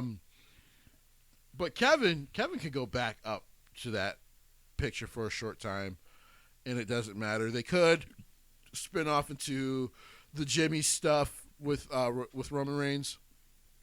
But the reason this being the main event would be a good idea is because then it just feels natural that at that point now it'll feel more natural at that point that Cesaro he's a main eventer. He's a main event guy, and at some point, probably SummerSlam, he's taking that championship.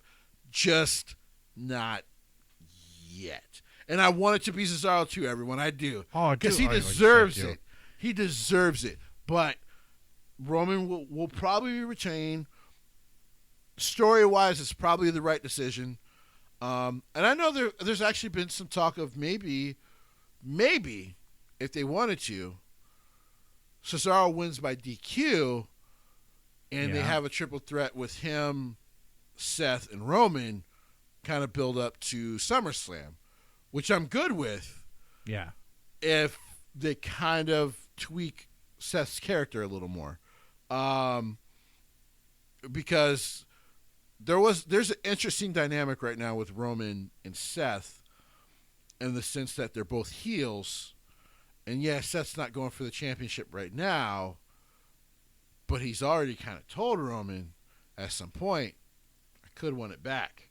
So, and they already have a very interesting history. So, like I said, what's going on SmackDown is it's the best thing in American wrestling right now. It really is, because it's so dynamic. There's so many different things you can put in there and pull out. Oh, definitely. And like I said, and somebody brought up the interesting point of, hey, I mean, maybe if Bray comes back, he's a part of the shakeup. He goes to SmackDown. Well, that adds a dynamic of, well, you kind of stole that title off of Bray. Yep. The Fiend might want that championship back. Yeah. Plus, they're also talking. I mean, they had a little blip up on Facebook, so it's after the Shield breakup. It's like John Moxley, Dean Ambrose here. He left. Boom. He's a big champion in AEW. Roman had to leave. Came back. Boom. He's head of the table. Seth. There's always kind he of had that after he lost his title. Yeah. And he hasn't done much since. No, no, not really. It's whatever reason. I mean, yeah, they could have Seth Roman at one point. Yeah, it would be a great match. Of course. I mean, I want the Swiss Superman to win. I want him to win, but eventually, hopefully, he can win. Well, because someone brought up the interesting point. I think it was Dave Meltzer, that they might do a thing where maybe Cesaro wins by DQ tonight. Because remember, this is just a regular match. Yeah. Winning by DQ would work. And then they can actually do something that they've wanted to do with Cesaro for a long time. Let's put Money in the Bank on him. Because then, that thought's always got to be in Roman's mind. That adds to the story. Dude, anytime you're really down, Cesaro now can come just take that from you because you didn't beat him and you couldn't beat him. So now, at some point, he can just come get it from you whenever he wants in the next year. That's even more interesting stuff that Paul Heyman now can do with the story. Like I said, I love it all regardless of what happens. I would love to see Cesaro win it.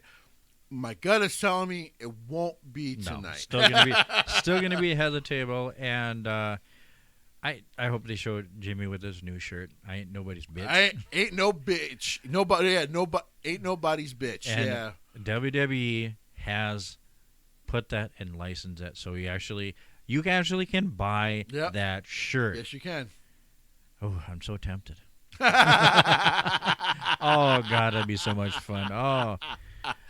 Yeah. You know what? And what's been nice, though, about the Jimmy return is that, some people thought he might just automatically join.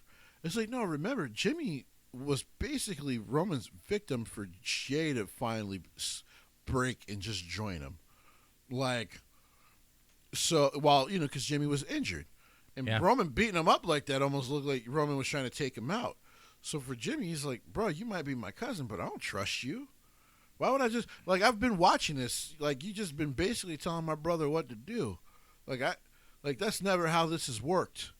And now all of a sudden you're trying to tell both of us that's how it works. Nah, bro, we good. We family, but we good. I like that. Yeah, the angle they have going, I mean, he's going to butt heads with Roman. It's a good possibility. Hopefully Uso gets, I hope they get the tag team belts. I think what'll end up happening is, because some people think, well, are they going to just do a Jimmy and Jay feud? I don't think that's what's going to happen. I'm like, there's a couple of ways they can go about it, but I think there's two main ways Paul would probably prefer to go about it. One is that Jimmy's just always butting heads with Roman, and Roman just hates it. Can't control him, kind of a loose cannon. At times it costs Roman, at times it helps Roman. But Jimmy's main focus is to get his brother back so they can go win the tag titles, because he's back and he wants something that he feels like they should have never lost in the first place, and that's the tag titles. So, and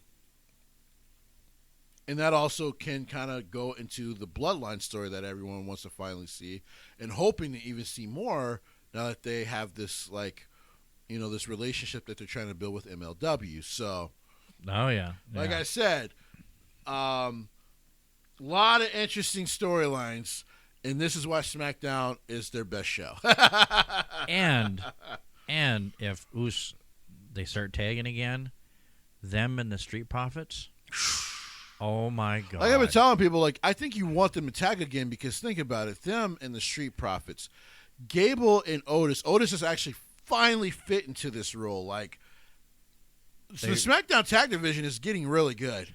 Yeah, I mean, them three, and then the Dirty Dogs. They're a good little mix. They're very good what they do. They do great, and then we'll see with Ray and Dominic. But yeah, I mean, I'm honestly I want to see the Street Profits and Usos. I'm with you, because that will be excellent. They can excellent. They can talk. The promos are going to be great. My Lord, forget about wow. It'll basically be the New Day and Usos all over again. It will be basically. It's like Like, see, they're going against a black tag team. It's not the New Day. No, it's the next closest thing to Remember, it. we got a little bit of tease of this with the New Day and the Street Profits, and it was getting real good. But, of course, the two teams are now on separate shows. So, like I said, there's a lot of great stuff going on SmackDown. Oh, there is. And I'm so glad. I mean, it's working out, and then shows are kind of, I'm going to be so... Wrestling is going to be so part of my life again, hardcore. Like I tell people, I'm like, I might have my issues with Raw and AEW, and they are well-deserved issues. Yeah.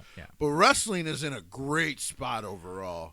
It is. It's starting to get back in the groove. Yeah. And I think this opening up again and stuff like that, it's, Yeah. It's like, as to say, I got my shots.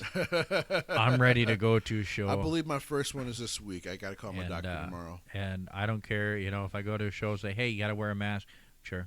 Yep, right. I mean, Quick Trip right now, I just found out when I worked on Saturday, if we are fully vaccinated, I don't have to wear a mask because of the Minnesota mask mandate was lifted. Yes. So I was like, sweet. So I joked with everybody. I'm like, God, I actually get to see your face again. Then everybody gets to see my beard again. And it's gotten bigger. Yeah, it's gotten longer. It's gotten a little grayer. Shut up. Well, it's definitely gotten grayer, though, for sure. It's like, yeah, I'm getting older, man. Jeez. Oh. So, yeah, I mean, good old Backlash. We'll WrestleMania Backlash. We'll see how it goes. Can't see wait how to the review story it goes. next week, man. I think it's gonna be a really good pay-per-view. Oh, it'll be a good pay-per-view, and then with only like 5 or 6 matches, it ain't gonna be very long. no, it shouldn't be that long. I mean, probably only a couple of hours, which is not bad. It's not bad. So I'll be able to put the kids to bed at a good time. And I wouldn't have to. Well, they probably will not watch the whole thing. Yeah. For my son's fact, I hope they have Rhea Ripley's match early. I'm guessing that match actually might open the night. It probably won't be Miz and Priest. I think it'll be that Raw Women's Championship. Because I think they probably want to get that done right away. They might, yeah. And he's one of my son. She is one of my son's favorite new female wrestlers out there. Rhea's great. Is Rhea? They just need to do a better job. I do hope so. I do hope so. Oh well, with that. There's not much more we can go. I mean, watch Backlash tonight. Like I said, starting tonight, you'll see some snippets